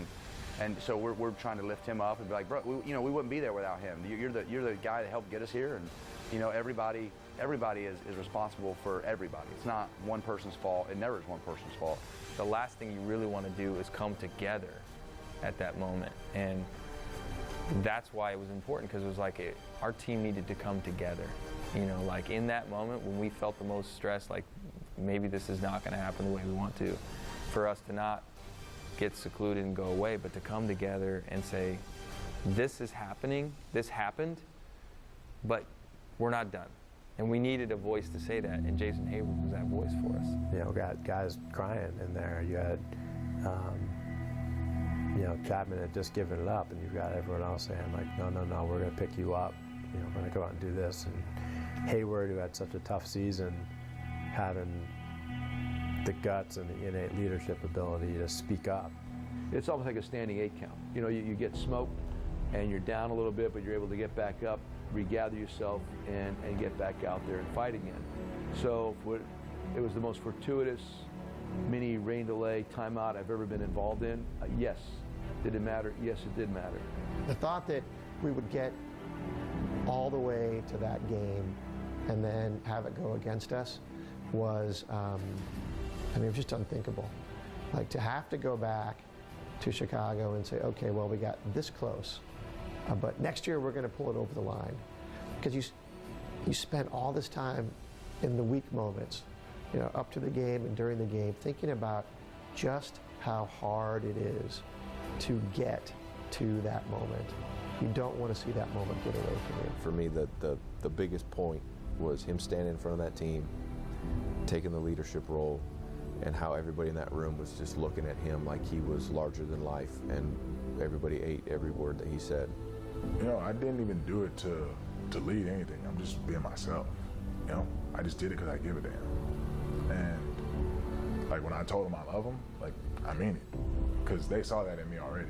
They know who I am. They know, you know, that I respect the game, but I respect them, and I'm out there for them every day, regardless of what kind of day I have. And so that's just me being me. And to hear guys appreciate it, time somebody talks about it, but not say anything. I felt defeated. I know our players were kind of shell-shocked and down walking off the field after the 9th inning. And I feel like, you can't say definitively, but I think we probably would not have won but for the rain delay. As soon as we left that room, it was like, we're not losing. You know, I said that in my mind. I'm like, I'm not losing. I'm getting a hit. I'm either going to hit a homer, or I'm getting on base somehow. You know, I was like, I'm not getting out. We're in the dugout, you know. It's like Tyson Holyfield. This is like the heavyweights. This is like Ali. It's how many times you get back up, and screams and starts yelling. Kind of rah-rah, to be honest, and saying, you know, it's going to make it this much better, boys. We're the best team. A spirited Kyle Schwarber prepared to lead off, with the heart of the order ready to follow his lead. I'm confident in myself. I believe in myself and my abilities, and you know, I believe that if I put my mind to it, I'm gonna do it. You know, you can't tell me that I'm not gonna do something. Schwarber comes up to me. I'll never forget this. Schwarber walks up to me. He goes, "This dude throws me cutters in." He goes, "I'm gonna back off the plate. He's gonna throw me a cutter. It's gonna start middle. And I'm gonna homer." And I was like, "I love you. You go deep." And when he says it, you just believe him. I wanted to make the adjustment of getting off the plate. It's because I knew that he was going to try to throw me inside. There was no way they were going to go away from me, because that's where they thought that I was hitting the ball, was away. They wanted to keep coming in. So I'm like, you know, I'm going to step off and make that middle look, that end look middle. And Kyle was the perfect guy to lead off that inning. He's the perfect guy, because he has, you always talk about guys that have no fear and all this stuff, but he honestly has no fear. He's like, like you said, I'm going to hit a homer. I'm probably going to hit a homer, but I know I'm going to get a hit. So it's like that automatic confidence boost of, we've got our rally before we've even started, so I think that's the biggest thing is guys left that meeting with, okay, clean slate. This is a new game. This is, first inning. Here we go. Let's roll. 0-0. All right. Man is on, and Schwarber pumping his fist down the first baseline. He's on to start the 10th. Smoked it pretty good, and give him the fist pump down the line. I was like, yeah, let's go. It's time to start that rally. This guy shouldn't even be here right now, and he's doing this. We can do this. If he can do this, we can do this. Schwarber hit .438 with 7 hits in 4 games in Cleveland, and was the first player in World Series history to record 3 or more hits after having none in the regular season. He wasn't even supposed to be there. And if he hadn't, well, who knows? Maybe there is no Game 7. Instead, Schwarber became a fall classic. To go for that, I do, and I don't want people to get too hyped up on it, but you know, it's definitely is an honor. Like it's an honor to be called that, because these Cubs fans have seen a lot of history, and for that to be said, it's super cool. 3 batters later, Ben Zobrist sealed MVP honors, delivering the biggest hit of his 11-year career.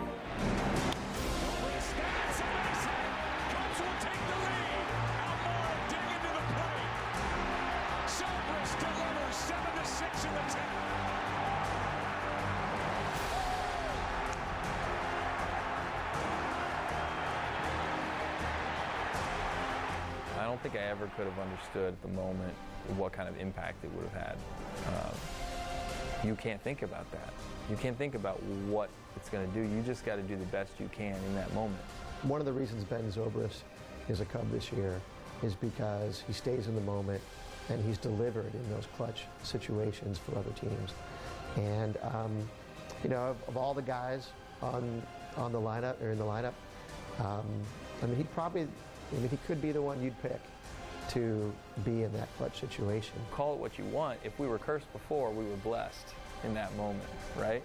I was blessed in that moment. The team was blessed in that moment. Cub fans everywhere were blessed in that moment. The Cubs sent 8 batters to the plate in the 10th, the most of either team in Game 7. Miguel Montero's single gave the Cubs their 8th and final run, putting them on the brink, yet again, of a World Series title.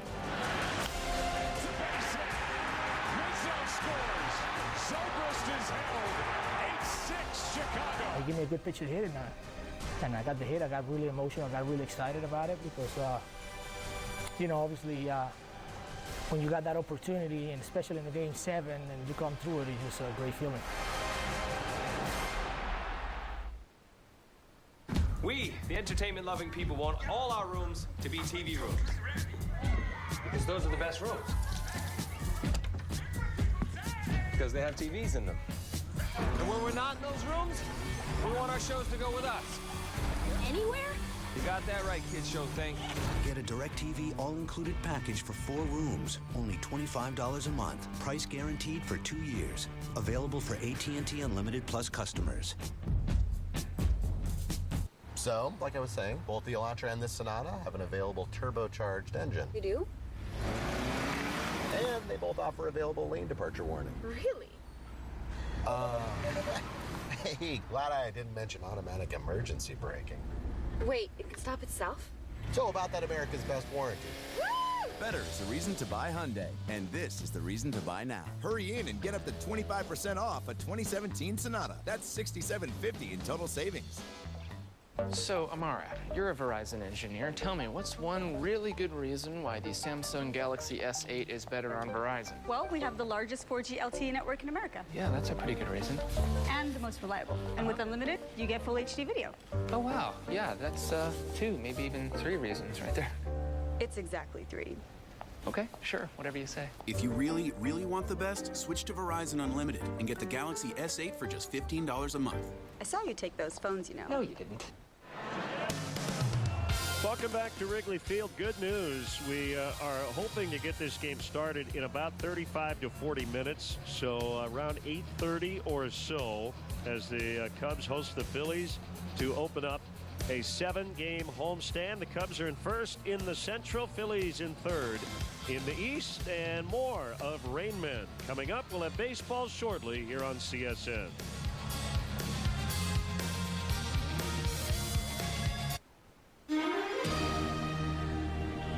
The Indians didn't go quietly in the 10th, putting the tying run on with 2 outs.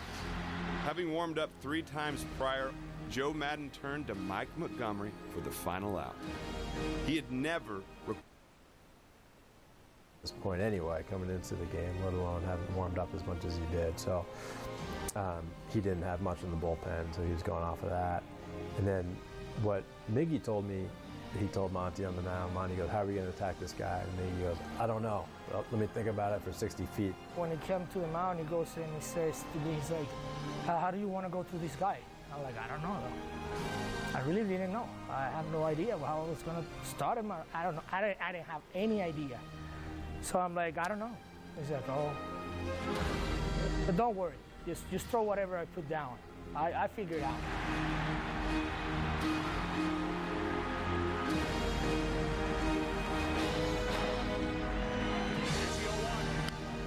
This is going to be a tough play. Bryant, the Cubs win the World Series. Bryant makes the play. It's over. And the Cubs have finally won it all. 8-7-10.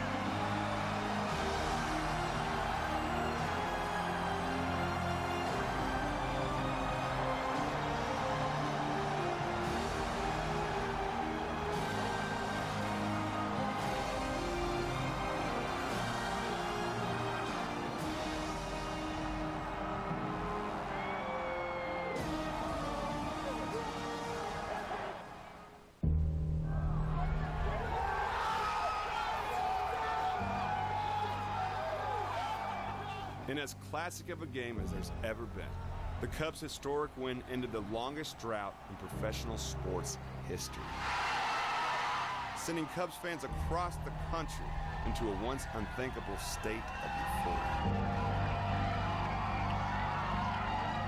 You win the World Series no matter what team it is. Amazing.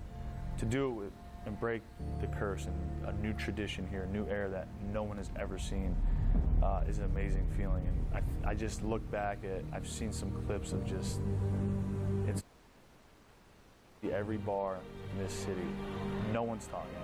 And it's going slow motion, and you see the ball hit my glove, and the bars erupt, everyone's erupts, we erupt. It's just, you get chills thinking about it. You know, when it hit his glove, I mean, it was just a sense of relief that we finally did it. The fans finally got what they've been waiting for a long time, and all our hard work, paid off. And that was the happiest moment of my life, maybe besides getting married. 108 years. Wow. Pretty much it. And then you think of all the people that benefit from this. I think about my coaching staff. I think about which I used to love to do. And then you process all this stuff like that. I didn't come to Chicago to break a curse. I came to Chicago to... A lot of relief and a lot of joy. Maybe relief first, I don't know. Maybe co-equal, but I hate letting people down, and it's one of the worst feelings in the world. And I knew I never wanted to face having to move on from the Cubs without having won a World Series. You know, I felt like that's why they brought me in here, and that's what I wanted to do. It was unacceptable to leave without winning a World Series and making all these great people happy. Is that the photo? That is it. Tell us why it sums up the emotion of Game 7. Because I'm screaming my head off. I'm going, yeah, yeah. Then like there's the Rizzo, you're the kind of happy, like the, yeah. And then Zobrist's like shocked. What just happened? Like that I'm telling you, that's all. I'm telling you, that's it. There's the you're excited as all get out. There's the happy, and then there's the shocked. Perspective will change as years pass. But for an organization dubbed for decades as the lovable losers, the realization of what it means to have won a World Series with the Chicago Cubs is not lost on those that did it for the first time since 1908. That to me is the coolest part, is to be a part of it. Go down the history books. No matter, like I said, if you threw a pitch, if you didn't throw a pitch, if you didn't get in at bat, you didn't steal a base, you didn't do anything, but sit there and pat your guys on the butt and cheer, part of history, you know. So that's how I looked at it, and that's what I wanted to. I wanted to be a part of history. I wanted to be a part of that curse-breaking team. We'll be a part of this forever. I mean, you know, we'll have opportunities for, you know, as long as we want them, and you know, I feel so honored to be a part of that. I mean, just to be on the team that won the World Series for the Chicago Cubs. I get to put on a uniform every day, and I feel so grateful for it, but I don't think anything could ever top what we just did. Yeah, it was pandemonium. It was just, you know, I got a video a friend of mine took from above of our reaction after he won, and you watch it, and it was just, I think more win Game 7 of the World Series, I would have said just all the sort of work we've done, all the work everyone's done, all the 108 years. Things came to my mind. It was just we survived that game. Unlike a lot of accomplishments over, the winner has been decided. It's in the can forever. And a lot of other things in life happen. It goes up a little bit, then it goes down a little bit. And all the couple dozen guys on the field, the hundreds of people in the org get to 16 World Series between the Cubs and the Indians was unlike anything ever played before. Lasting nearly 5 hours, Game 7 was the most watched baseball game in 25 years. Game 7 was the greatest of all time. Emotional. It was, took a couple years off my life. I mean, there's so many words. I mean, Game 7, that's the greatest baseball. It's the greatest baseball game I'd ever been a part of in that moment, and what all was at stake. It's the best. It's for me. It's just, I mean, what better way to go out? It's the end. That's what I'll say. That's the end. Game 7 was the end. The greatest game in the history of baseball. Game 7 was legendary. Heart-wrenching.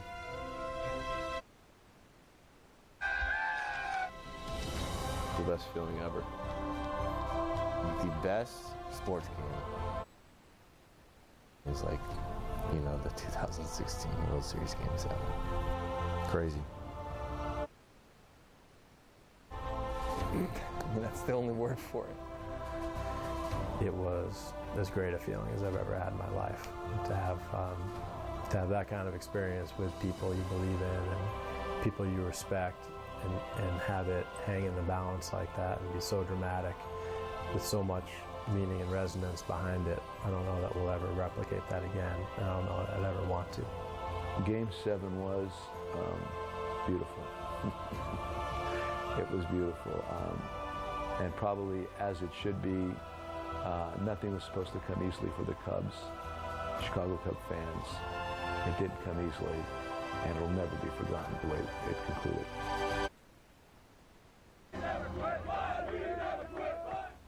Give it up for Brett Eldridge.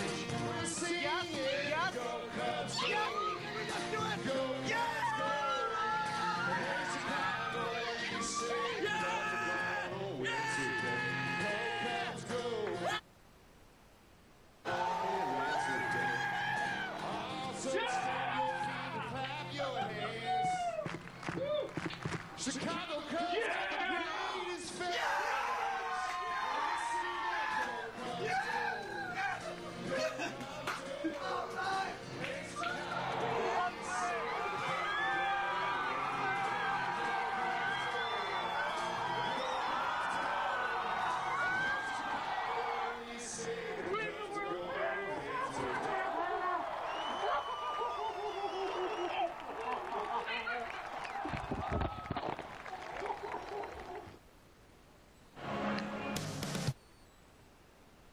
Or so as they get the field ready. Might have a few light showers the rest of the night, but nothing that should impede our progress.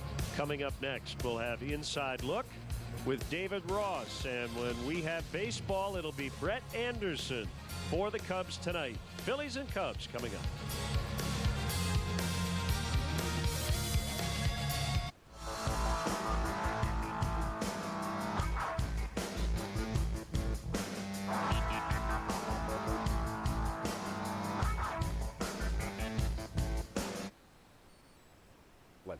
David Ross has become an A-list celebrity, a backup veteran catcher who became an unlikely but warranted hero on a team of superstars. Recently, we visited his hometown of Tallahassee, Florida, and we sat down to reflect on a magical 2016 season and career.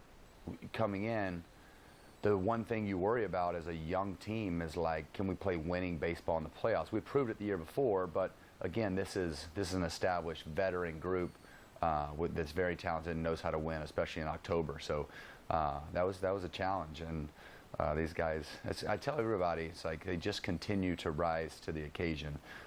Every step, starting from my first year, it's like, well, how do we learn how to win? And can these young guys, you know, be the players they're supposed to be with all this pressure on them? And how are you going to overcome this? And how are you going to overcome that? And all along the way, until we ran into the Mets last year, was, you know, that was the thing. And they just kept overcoming.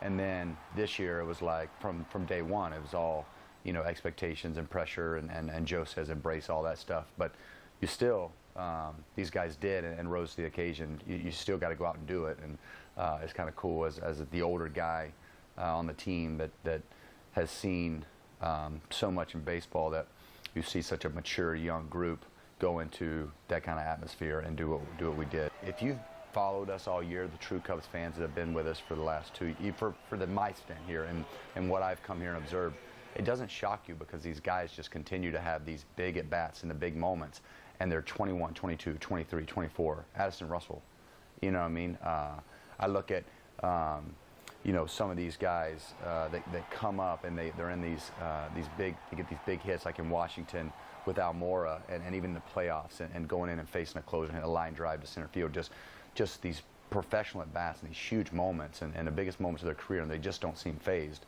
And so for me, it just was like, you know, you're rooting them on, because that's all you can do, because you realize these guys belong here. They belong. They're so good. They've proved it all year long. There's nobody that stood out. It's like, here's a weak link here, here's a weak link here. It's just everybody pulling together as this one massive force of great baseball IQ and ability. Down 3-1 in the World Series, Ross not only had to prepare himself mentally for his last start in Game 5, but he knew he'd be emotional as the Wrigley faithful said goodbye one last time. Walking in, like, easy for me. It was like, that was like, I'm like, all right, hold it in. Like, I felt it all wanting to come out, but I was trying to stay focused on the task at hand. And I remember being in my mask and singing Lester's walkout song, Jason Aldean, and singing that loud and trying to get some of the energy out, and you know, and control that, because I was so excited to be out there, but it was emotional in the same moment, where this may be it, right? And trying to put that in perspective, and if it is it, that means we lost. And so I'm trying to channel that energy in the right way, and found a way to do it. And I mean, Johnny said something to me on the way in, you know, like, you know, it's been fun, or, you know, anyways, yeah, crazy. Hello? This is she. Is that the doctor? Okay, wow, really? It's two? That's great news, thank you. It's two? Yes, it's two. It's 2 for 1 windows at Feldco. Feldco is offering 2 windows for the price of 1, with no money down and no interest for 1 year. 2 windows for the price of 1 ends soon. Hurry. Call now. For quality windows, siding, and doors, call 866 for Feldco. You totaled your brand new car. Nobody's hurt, but there will still be pain. It comes when your insurance company says they'll only pay 3/4 of what it takes. Mutual new car replacement, you'd get your whole car back. I guess they don't want you driving around on 3 wheels. Smart. Liberty Mutual Insurance. Can't get a signal? So annoying, right? Yeah, and I'm late for a job interview. Hey man, can you just nix it for like 2 seconds? Thank you. Verizon Unlimited, we could video chat the interview in HD right here. Okay. Hey man. $1 per line for 4 lines. I am a people person.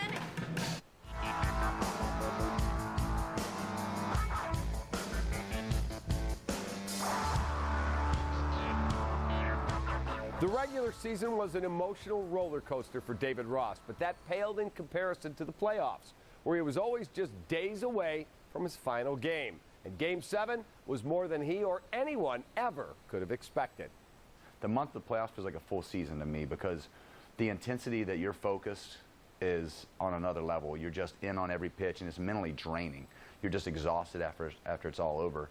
Yeah, just walking to the park felt cool. Walking in the tunnel before felt really cool. Being in the, I was hitting flips, my normal flips with Males, John Maley, our hitting coach, and the thing, and he came up and said, hey, it's been a pleasure, and said all these nice things, and I'm like trying not to. Same thing, like people more focused on me, and I'm like, screw me. I just focused on the game and win, and I was getting those moments here and there from people, and so just checking in and out on that. My wife never is emotional, and leaving the hotel room, she was just like getting up, like getting worked up. I'm like, what are you doing? Like, you all right? Like, she's like, yeah, it's just the last time we're gonna do this. I was like, I know. Let's go win. Like, hopefully we're high-fiving after this thing, because I don't want to, I felt like I had cried so much, and still there's times that come up that people are saying things or reminiscing about what's going on. Is, it's very, very emotional. I feel like I cried for like 2 months straight with the standing ovations the crowd gave me, last home game, Sunday Night Baseball, and the home run, and Joe taking me out of the game, and all these wonderful, wonderful things that have happened. Just, I was just so focused, like, we've got this far. I've always said, I talked to my buddy Mike Napoli, who's on the other team, when we were in Boston together, I just said, man, I feel like we were in the World Series and he had lost with the Rangers. I said that my worst nightmare would be to get to the World Series and lose, because you're that close, and so you're Game 7. I mean, does it get any? I was happy about playing in a Game 7. That's another thing for my resume. Like, I know what this is like. This is cool, right? I mean, this is so it's all about. Like, you dream about this. Game 7. We're in the World Series, playing the Indians, and for the Cubs, Chicago Cubs. I came here to finish my career in the Chicago Cubs, and I'm in Game 7 of the World Series for Chicago. It doesn't get any better than that. And then you're facing probably the nastiest reliever in the game, and you homer off of Andrew Miller on an 0-2 pitch. How about that? I mean, how about that? Is that even still? Tell me, I just went deep in Game 7. Everybody was so excited for me after that, I remember getting on deck and just going, okay, like let go of the 2 runs, like just trying to mentally let go of that, and then I get up there, there's 1 out. I think Addy got out in front of me, and there's 1 out, and just so anxious trying to do, and I swing at the first one, swing and miss. Well, and he threw it right down and where I hit it, and I was choked up, and I got good. I knew I hit it good, but I saw Rajay running back, and I was like, if he robs this, I'm just gonna run right out the tunnel. Like, I'm just gonna keep on going. And luckily it went out, and I was just so a sense of relief for letting in those 2, and cross home plate, and wanted to get. I just thought about my family when I rounded third, like my wife and kids in the stands, and how cool that was. Like, so I pointed them and wanted them to know I loved them, and then Jay Hayes sitting there, from our Atlanta days, first guy just to meet and to see, just a lot of cool things when I look back. It just, I mean, you can't write that. And I get a dugout, and everybody's like, bro, you just went deep in Game 7. I was like, shut up, we got more outs to get, like, forget about me again, Right when it's hit, you're thinking it's that, Martinez is fast. So you're thinking it's that in-between slow roller. You're like, no, like, this is going to be that infield hit. And then it was hit a little bit harder, and it takes nice hop, and he fields it. And you're like, you don't ever, like, celebrate too early, right? And he lets it go and slips afterwards, and it starts to go up. And Riz just goes, boom. And you're like, oh, my God. Like, and we won. Like, I can't believe it.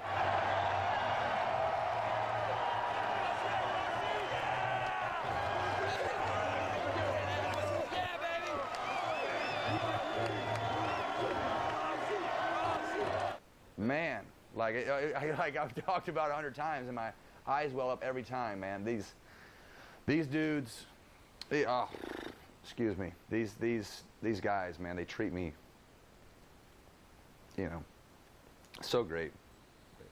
It's God, I cry so much. They treat me, man. I mean, they lift me up. I'm doing an interview, and I feel these guys grab me and carry me off the field, and like I'm Peyton Manning or John Elway. You know what I mean?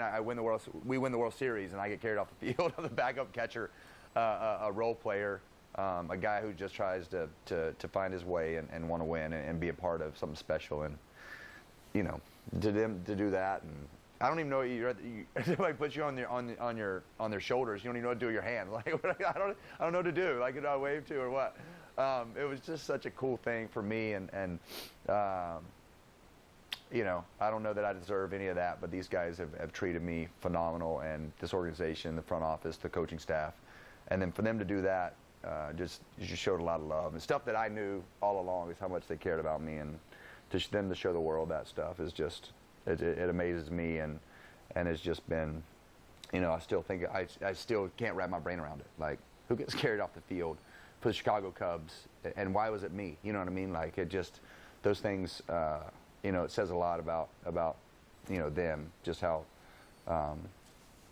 much they care about me, man. It's just, it's overwhelming.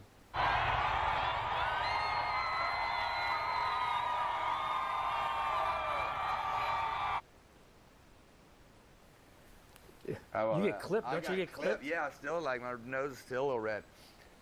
We were just about to take off, and we were just taking off, and he lost his glasses, knocked Lester's hat off, his championship hat, and I had turned around, and the camera guy that was with us, it had hit his camera, and it flipped down and just released and just smoked me right in the nose. And it flipped over, and I'm like, what just happened? My nose is bleeding. My wife comes back, it's like stuffing toilet paper up my nose, and I'm like, it's all red, my skin's gone. And she's like, you all right? I was like, I'm fine. I was like, you're not ruining my day. Like, this is a World Series parade for the ages. I'm not missing this, So, for first couple rides, I had toilet paper up my nose and cotton balls, but it is what it is. Little battle scar. I can handle that. You've had a parade. You did the Boston thing, but can you just talk about your impressions of what happened? Well, it was so different. Like the Boston thing, it was like so emotional. I get asked a lot, like, which one's better? I'm like, it's like, they're pretty great.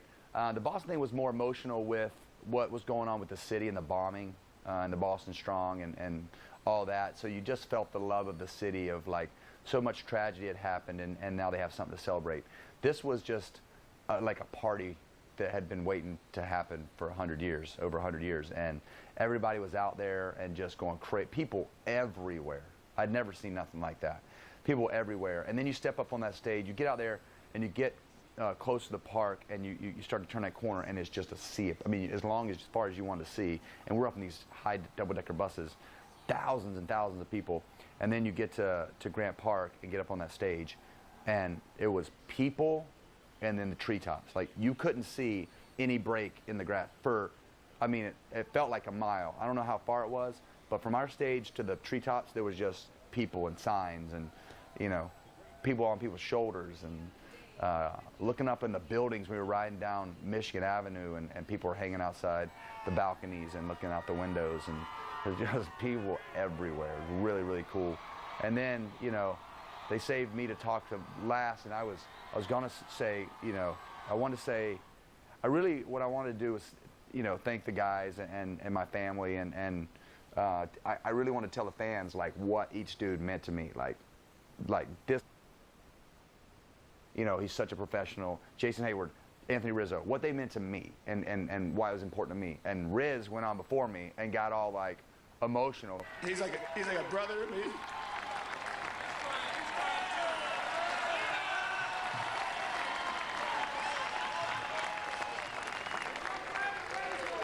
He's taught me how to be. He's taught me a lot in life, on the field, off the field, how to be a better person. I'm forever grateful for him, and he's going out a champion forever. So then I'm over there like it's stirring in me because I'm such a crier, and I get up there and I say, look what the boys got me. To the fans, and then I started thinking my family, and those emotions were just there. My wife and kids, and being on this journey. Things started flashing before me real fast, and I got off. It was, I wanted to say more, and I wouldn't have been able to hold it together. I felt like I was on that emotional roller coaster for a while there, and talking about my career ending and being a part of this is just, it's mind blowing to me. It just, Who does this happen to? I tell my wife all the time, I look in the mirror, I was like, I don't even know who you are anymore. Talking to myself in the third person. I don't even know you. It cracks me up. I feel like the 2 years in Chicago was like a mini celebration of my career, like how many great things had happened to me, and me being able to enjoy them a little more, being at the end.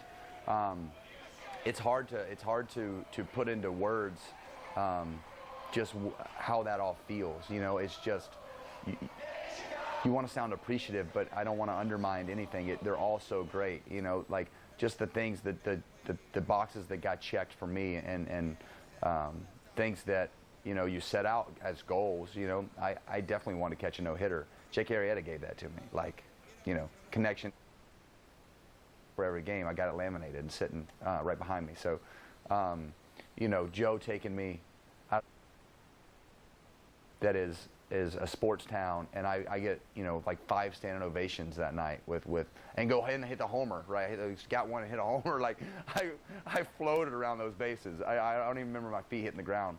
I just, the Eddie Vedder thing, like that whole that moment was really cool. And, you know, doing this with one of my best friends and a guy who's done so much for me, and John Lester, you know, just what he's done for me and my family, you know, I don't even have the words. So it's just, it's still, I'm trying to wrap my brain around it all, and what, you know, again, who are you? I think I've said this a couple of times.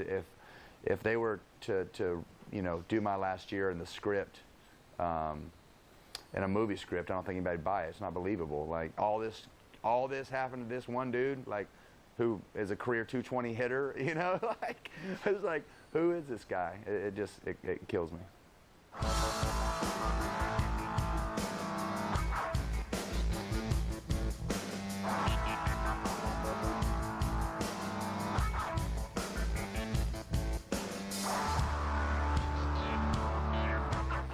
Spring is on, so it's time to get started. But first things first, call True Green, America's #1 professional lawn care company. Millions of homeowners like you trust us to give them a lawn they can live on.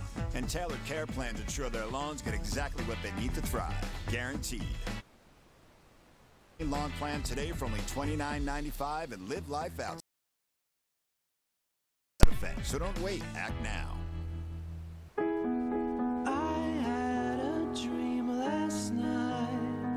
Just like a bird, I could fly.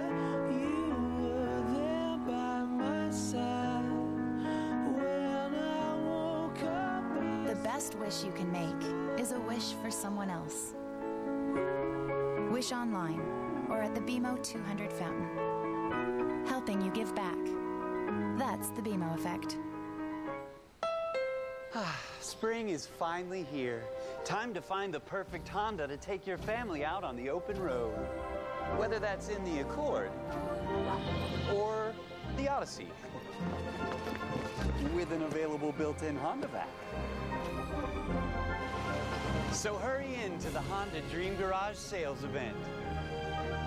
These deals end soon, so visit your local Honda dealer today.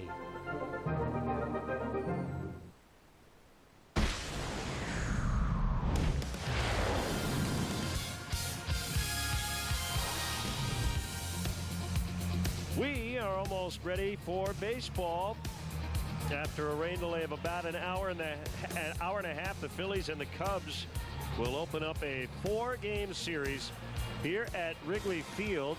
Cubs coming off a 10-day, 9-game road trip. They went 5-4 on that trip after going 4-5 on their first homestand. And they're starting play tonight. The Cubs 13-11, 1 game ahead of Milwaukee in the division. The Phillies off to a pretty good start. They're a game under 500, but that's after getting swept in Los Angeles following a 6-game winning streak. Let's hear from Joe Madden as he assesses the Cubs' month of April.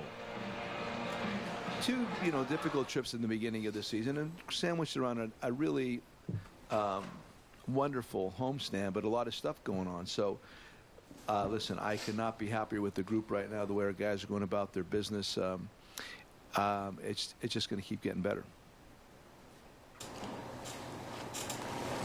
You talked about giving Addison a day off, and obviously it's the time. 5 o'clock in the morning, getting back last night. I just thought, I thought about it even before that game. I told Dave we're going to do Addison tomorrow. Talked to Javi. Javi will play today and tomorrow for sure. Again, I'm really wanting to try to take care of, like I said, these guys. And so Javi's got short today. He'll be back at second tomorrow. But I thought Addison really needed a day, just a break. And that's it. I mean, it's a tough trip when you get in 5 in the morning and after you played 8 at night, but we'll take it. We like the idea of the people wanting us to play on a Sunday night. We'll take it. We'll take the travel schedule every day of the week. It gets you prepared for the latter part of the season when the schedule is kind of different. It's popped in your face almost on a daily basis, and our guys are good with that. So no complaints. I just think I need to be very proactive regarding resting certain guys. Will you keep reading and writing? So as it still rains, but we're going to play through it, let's check in on Chicago native Pete McCannon's Phillies Southwest starting lineup. Cesar Hernandez off to a terrific start. They've got a bunch of switch hitters, by the way, in their lineup, including Hernandez. Altair is in left. Odubel was an all-star with the Blue Jays. Up is the catcher and the pitcher, Vince Velasquez. Go talk about Addison Russell getting a day off, so Baez will make his second start of the year at shortstop. Zobrist and Rizzo cover the right side of the infield. Wilson Contreras will be the catcher tonight, and the Lexus starting pitcher is the veteran left-hander Brett Anderson. Lexus experience amazing. He's experiencing some raindrops right now. He's made 4 starts, 2-0 with a 3.54 ERA. Sinker, slider, change, and a curve. Marvin Hudson, the crew chief, works home plate. Toby Basner, Mike Estabrook, and Chicago native Dan Bel. Pretty late. He probably didn't hit the pillow until after 4 o'clock this morning. So no batting practice. And I guess it would have been rained out anyway. And here is Hernandez to lead it off. Yeah, you got a pinch at the corners here. Hernandez led Major League Baseball with 15 bunt hits last year. So you've got a wet track out there. You have to certainly be cognizant of his ability to bunt for a hit. First pitch is fouled, and we're underway. Hernandez off to a very nice start, hitting.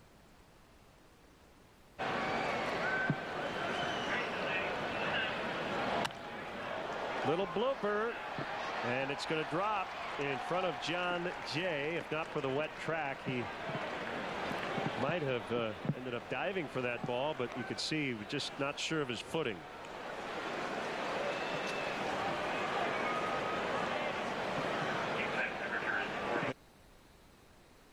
Bases.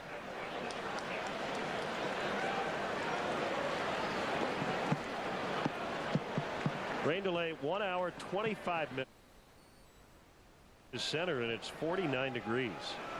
Usually on May 1st, if it were 49 degrees, it would be blowing straight in.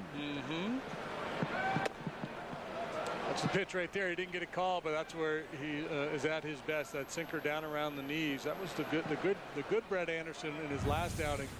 Was a guy who got a lot of balls on the ground. He did walk 6. And it was a little dicey early on for him, but he settled in. Got a lot of outs with that sinker. Altair files upstairs. Well, it's been a while since we last saw the Fightin' Phils. Haven't been very good on the road. They've had a lot of 9th inning bullpen issues. But they've got some intriguing young players. Just looking at their team stats, JD, they have caught the ball, pitching and offense kind of middle of the pack, which reflects their record. Yeah, they've 8th in the league in runs scored, 12th in home runs. They've got some guys that can run. They've got some team speed, whether it's straight steals or just taking an extra base. And it should be, you know, on any given night, Pete McCannon should be able to run a pretty balanced lineup out there because they have 6 switch hitters on their roster. What, 4 of them on the bench tonight? I don't know that I've ever seen that before when filling out my lineup card. This is McCannon's second full season as their manager. That pitch is high. And it's full 3-2. Boy, did during the rain delay when it did rain, but not quite this hard. Right. So I think this downpour was unexpected. This is sneaking up on us. Yep. Pretty good lead by Hernandez. There he goes, and a ball is lined to center, and it's going to get to the wall. Hernandez will score. Altair will have a double. 1-0. Yeah, I think Jay was fooled by that ball because his initial break was in, if not lateral, and obviously the play would have been to retreat a little bit. Altair put a real good swing in that one. He's an intriguing young player. Matt Stairs now working as a hitting coach with the Phillies. The young man may have a future with the Phils. Now Odubel Herrera, the center fielder. And the Cubs continue to give up first inning runs. Bunted foul into the Cubs dugout.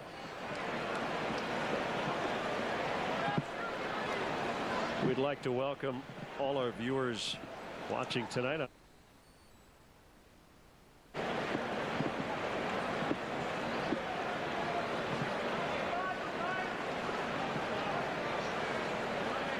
Bryant still in at third. Wide open stance for Herrera. Ground ball right to Chris. He'll throw to first in time. That's out number 1.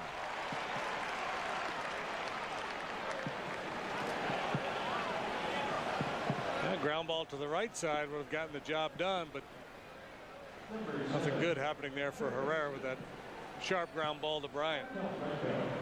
Maikel Franco, 24 years old, 25 homers last year. Off to a slow start, hitting just .213.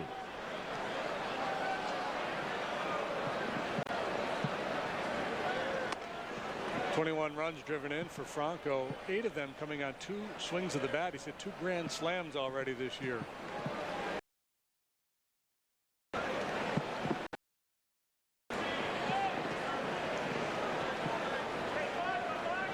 And with a grand slam, you can get 2 of either meat.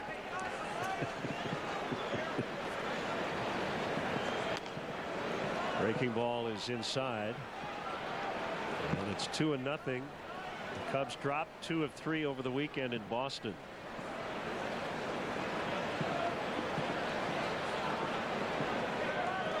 Still had a winning road trip.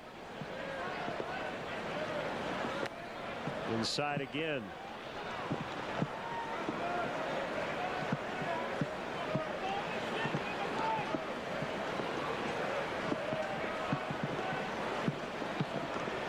Could understand it if Anderson was out there wondering, why are we playing right now? We waited. He started that game too. There's always one guy in the rotation who ends up kind of being that ahead of the team, which made a lot of sense considering how late the game was last night. And here's Michael Saunders.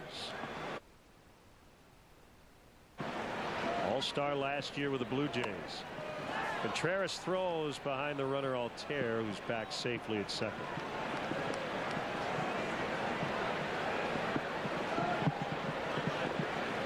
As Saunders hit 24 home runs for the Jays last season.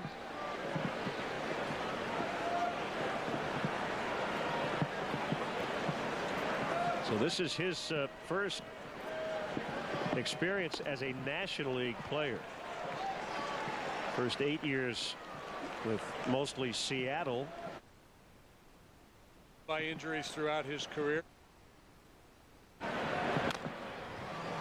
So I guess this would not be a question for you, but I will ask you anyway. Okay. And maybe I should ask Michael this question over the next couple of days. He's from Victoria, British Columbia. So was it a bigger deal to him to play for the Mariners, the closest team by far to where he grew up, or the Blue Jays, the only Canadian team in the major leagues? Bounce to first, and it's foul. What would your guess be? That's a good question. I'm going to go with Canada. I'm going to go with Canada. The national pride. The national. Since there's not a ton of Canadian players in the big leagues. Well, he's having a devil of a time keeping his hand dry. Boy, this is really coming down. You see the lead, according to StatCast.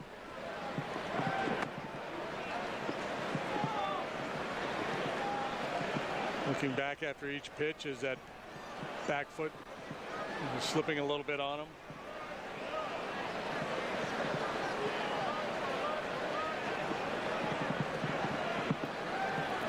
First and second, a run in, and a 2-2 called, strike 3.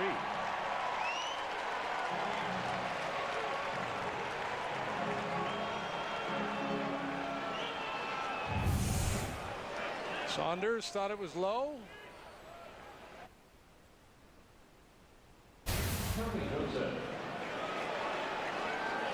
Now Tommy Joseph.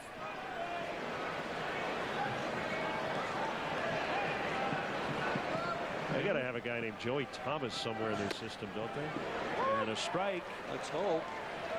Well, Joseph off to a slow start, hitting just $179, and he's been swinging, chasing pitches out of the zone. So now that you've got the jump on him, see if he'll expand here.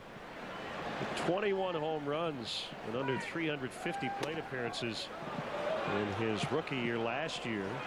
1-1. Yeah, one of the things Matt Stairs has stressed with these Phillies is plate discipline, and it's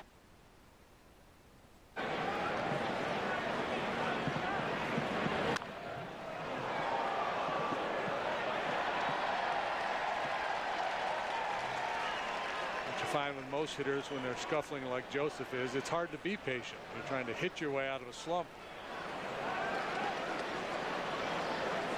A lot of Cup connections over on the Phillies side. You mentioned their hitting coach Matt Stairs. Rick Kranitz is the assistant pitching coach. Used to be in the Cubs chain. Former Cubs Mickey Morandini is the first base coach. Larry Boa on the bench. And their team president is Andy McPhail. There's Mickey Morandini. Good to see him back here at Wrigley Field.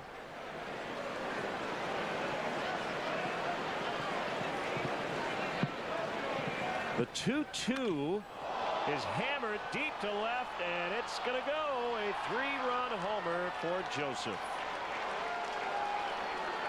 And it's 4-0 Phils.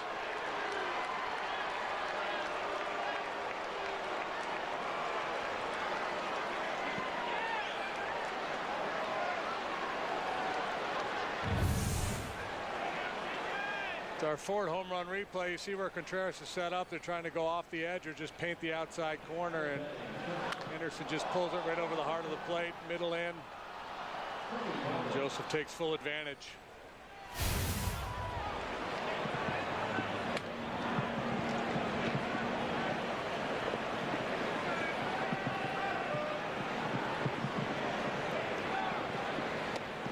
Galvis looks at a strike.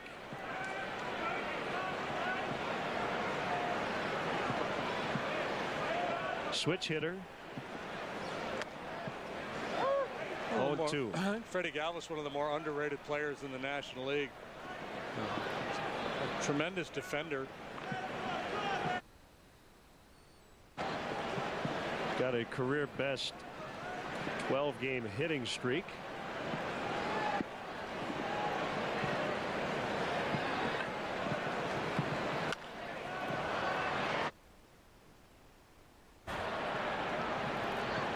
StatCast notes on the Joseph home run, powered by AWS. I wonder what the return velocity was from the bleachers. Yeah.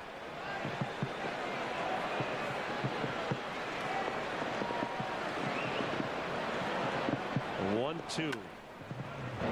Foul past Juan Samuel, the third base coach.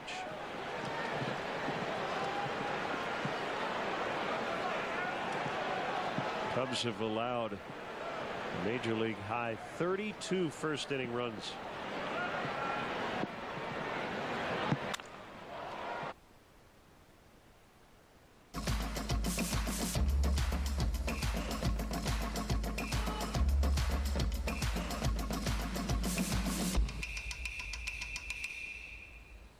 Can you feel something without touching it? See something with your eyes closed. When everything is designed around Mazda 3. % APR for 60 months plus $500 APR bonus cash.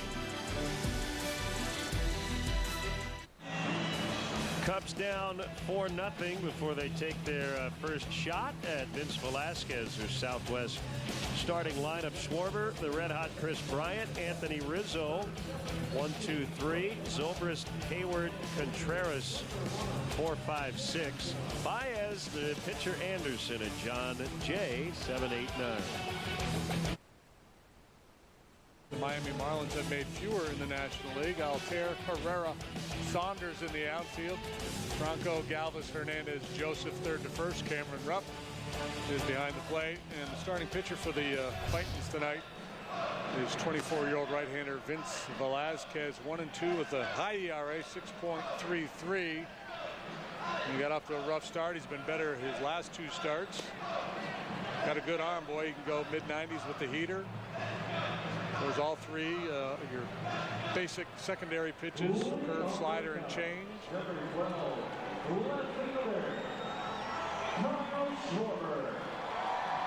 This infield has taken on a lot of water here, so just making sure that it doesn't puddle up too much, because once that happens and we have a delay, it might be tough to resume.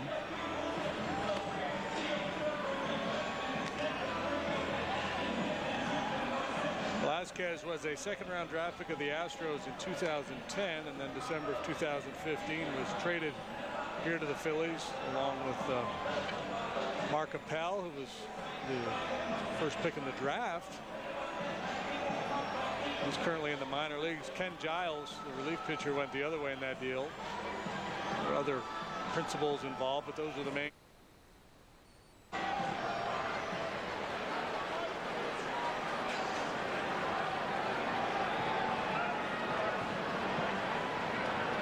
And if Schwarber gets a hit here, Benny's Beverage Depot will donate $100 to the Greater Chicago. That's what they've been promoting with him, trying to get him more aggressive to attack the strike zone with his good fastball. So his last start here at Wrigley Field, that was it. He got hurt after his second pitch, June 8th of last year.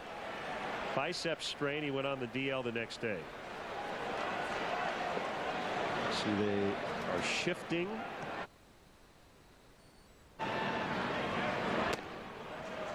What are you seeing from Schwarber?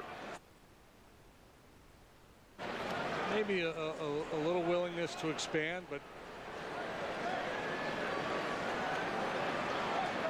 I think for the most part his approach has stayed true. Bounce to first. Joseph will take it to the bag for the out. Here comes Bryant on an 11-game hitting streak. Homered twice over the monster in Boston.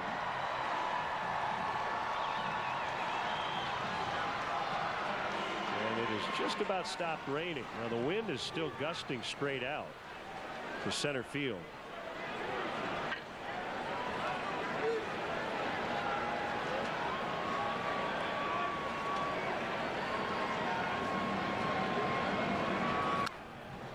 Foul to the screen.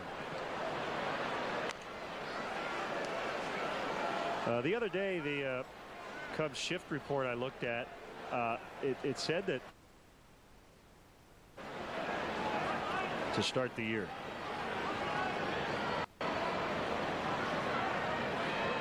When you think of exaggerated pull shifts, you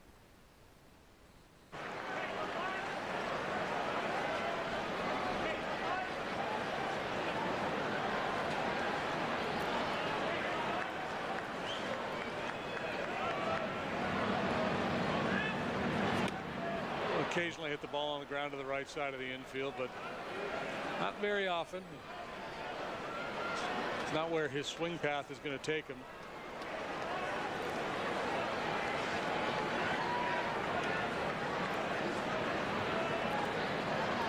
6'3" right-hander coming back on a 1-2, and he struck him out.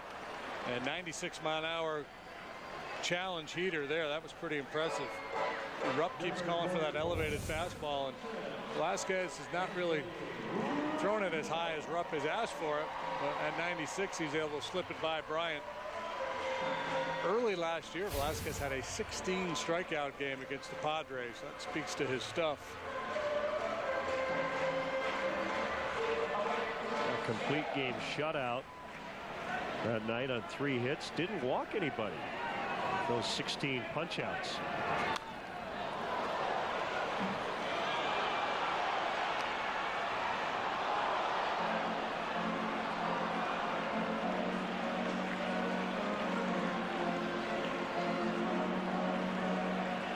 Rizzo on the 9-game trip hit 5 homers and knocked in 14.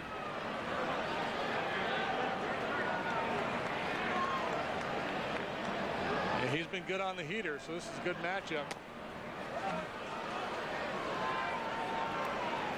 Right, so you know, when you talk about game plans and scouting reports, if you're Velasquez and you feel like your fastball is good tonight, affect the game plan if you're pitching against it. I think Velasquez is a bigger story too, because he really struggled with command his first couple of starts. So I think they've asked him to be more in attack mode. So even though the scouting report may say, you know, Rizzo's really handling the fastball, I think his mindset, especially in this situation, he's got a 4-run lead, nobody on base, 2 outs. His mindset should be to stay aggressive. He threw 194 pitches combined in his first 2 starts, covering only 9 innings. Line and off the glove of Galvis, and Hernandez bails him out. I think that's going to go 6-4-3, which sounds like a double play, but it's not. Anything that can happen will happen. Anything that can happen did happen.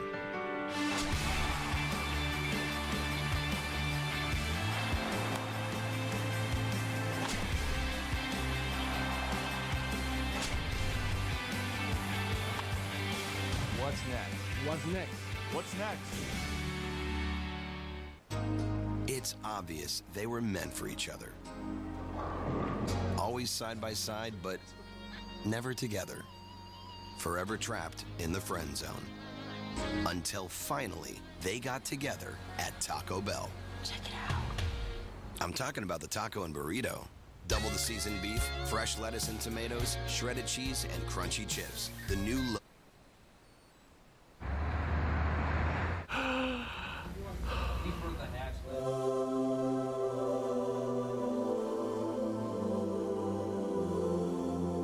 Is he all right? Yeah, we get this all the time. Unbelievable. Whether you're on your way to the bleachers or cheering from home, Wrigleyville Sports is your one-stop shop for everything Cubs. Come see us at 959 West Addison, across the street from Wrigley Field, open 7 days a week, and 24/7 on WrigleyvilleSports.com. What? Is it suede? Suede. Love suede. State Farm knows that for every one of those moments, there's one of these. Well, I love it. This piece is so you. I know, right? I saw it and I was like, have to have it. Is this suede? It's suede. I love suede. That's why we're there with renter's insurance when things go wrong, but also here with a rewards credit card to help life go right. State Farm. Cubs baseball on CSN Chicago is presented by State Farm. Phillies with 4 in the first in a pouring rain. That rain has stopped as they bat in the second. Rupp, Velasquez, and Hernandez do against Brett Anderson. Rupp is a big, strong individual, 6'2", 260. Off the pitcher's glove. Not in time. Zobrist couldn't get him. It'll be a base hit for Rupp. I'm guessing Cameron Rupp doesn't get too many infield hits. See that patch on the sleeve. The D with the Philly logo in the middle, that is in honor of the late Dallas Green, who recently passed away in March. And you see what he did as the Phillies manager, led them to the World Series title in 1980. Then he came to Chicago to run the Cubs baseball department, brought a lot of Phillies with him over the next several years.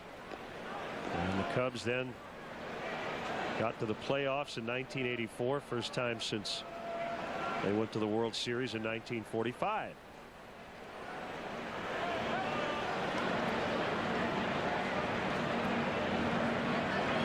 And I guess it's appropriate, JD, that the Phillies' first game here after the passing of Dallas Green is a night game. True that, yeah, because absolutely. The lights might not be here if it were not for Dallas Green.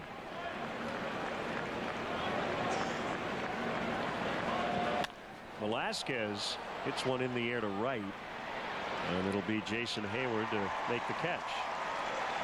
It's the Rizzo influence again. Come out and show your support of your world champion Chicago Cubs. Tickets are still available for the rest of this series with the Fightin' Phils. Get your tickets now at Cubs.com.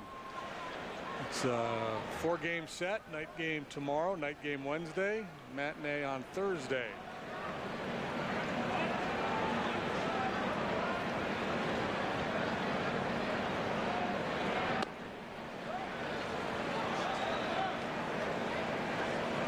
On Hernandez. Started the game with a single. Came around to score on the Altair double.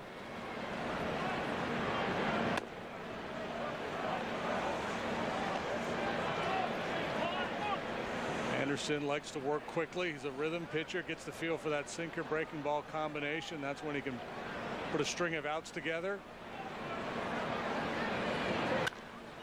Ground ball past Bryant. Schwarber will pick it up. It is a double for Hernandez. He's 2 for 2.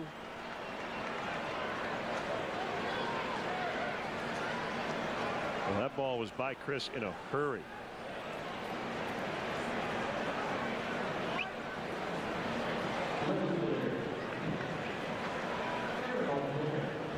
Hernandez reminds me a little bit of Jonathan Villar of the Brewers. The reputation is that he'll make a lot of mental mistakes, base running errors, and sometimes drift mentally in the field, but he's a talented offensive performer. Good glove man too. Infield back, line shot. That's going to score 2. All the way to the wall in left center. Rupp scores. Hernandez is in. Altair has knocked in 3 here in the first 2 innings. And it's 6-0.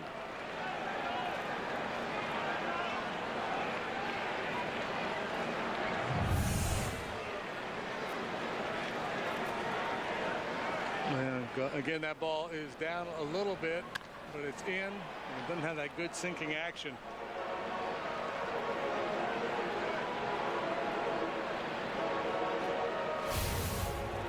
Well, good to see Chris Bosio back with the club. I was home attending to a personal matter at the end of the road trip, but I guess seeing him walk to the mound a little earlier than we had hoped.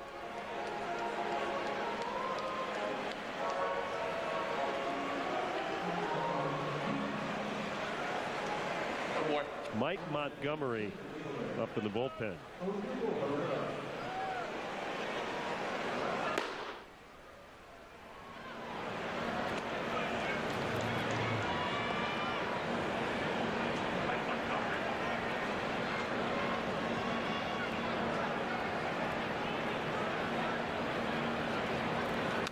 Herrera bounces foul.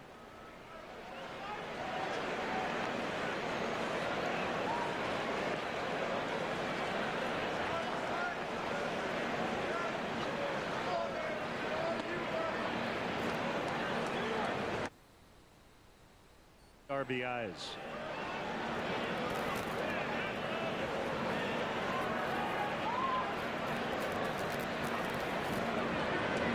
Phillies were hot when they went into Los Angeles. They had won 6 ball games in a row. They had leads in all 3 of their games against the Dodgers, but lost all 3 games, including a heartbreaker on Saturday in which they gave up back-to-back home runs in the 9th inning to tie the game. They went on to lose it.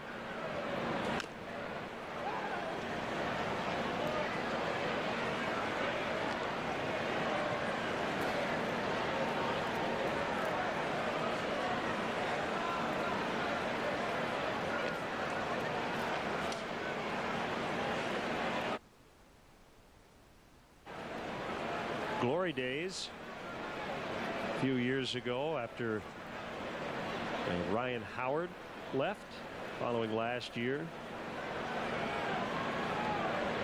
Think about those teams, all the pitching they had. Base hit center field, Altair around third.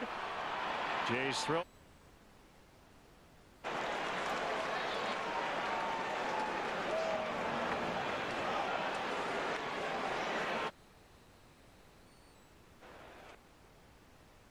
Right on it, lines it to center for yet another hit.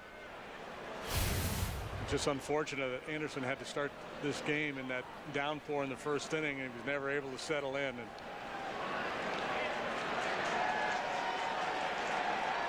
tough night for him. Clearly frustrated out there. Extenuating circumstances, though. So an early pitching change in the second, and we'll be right back.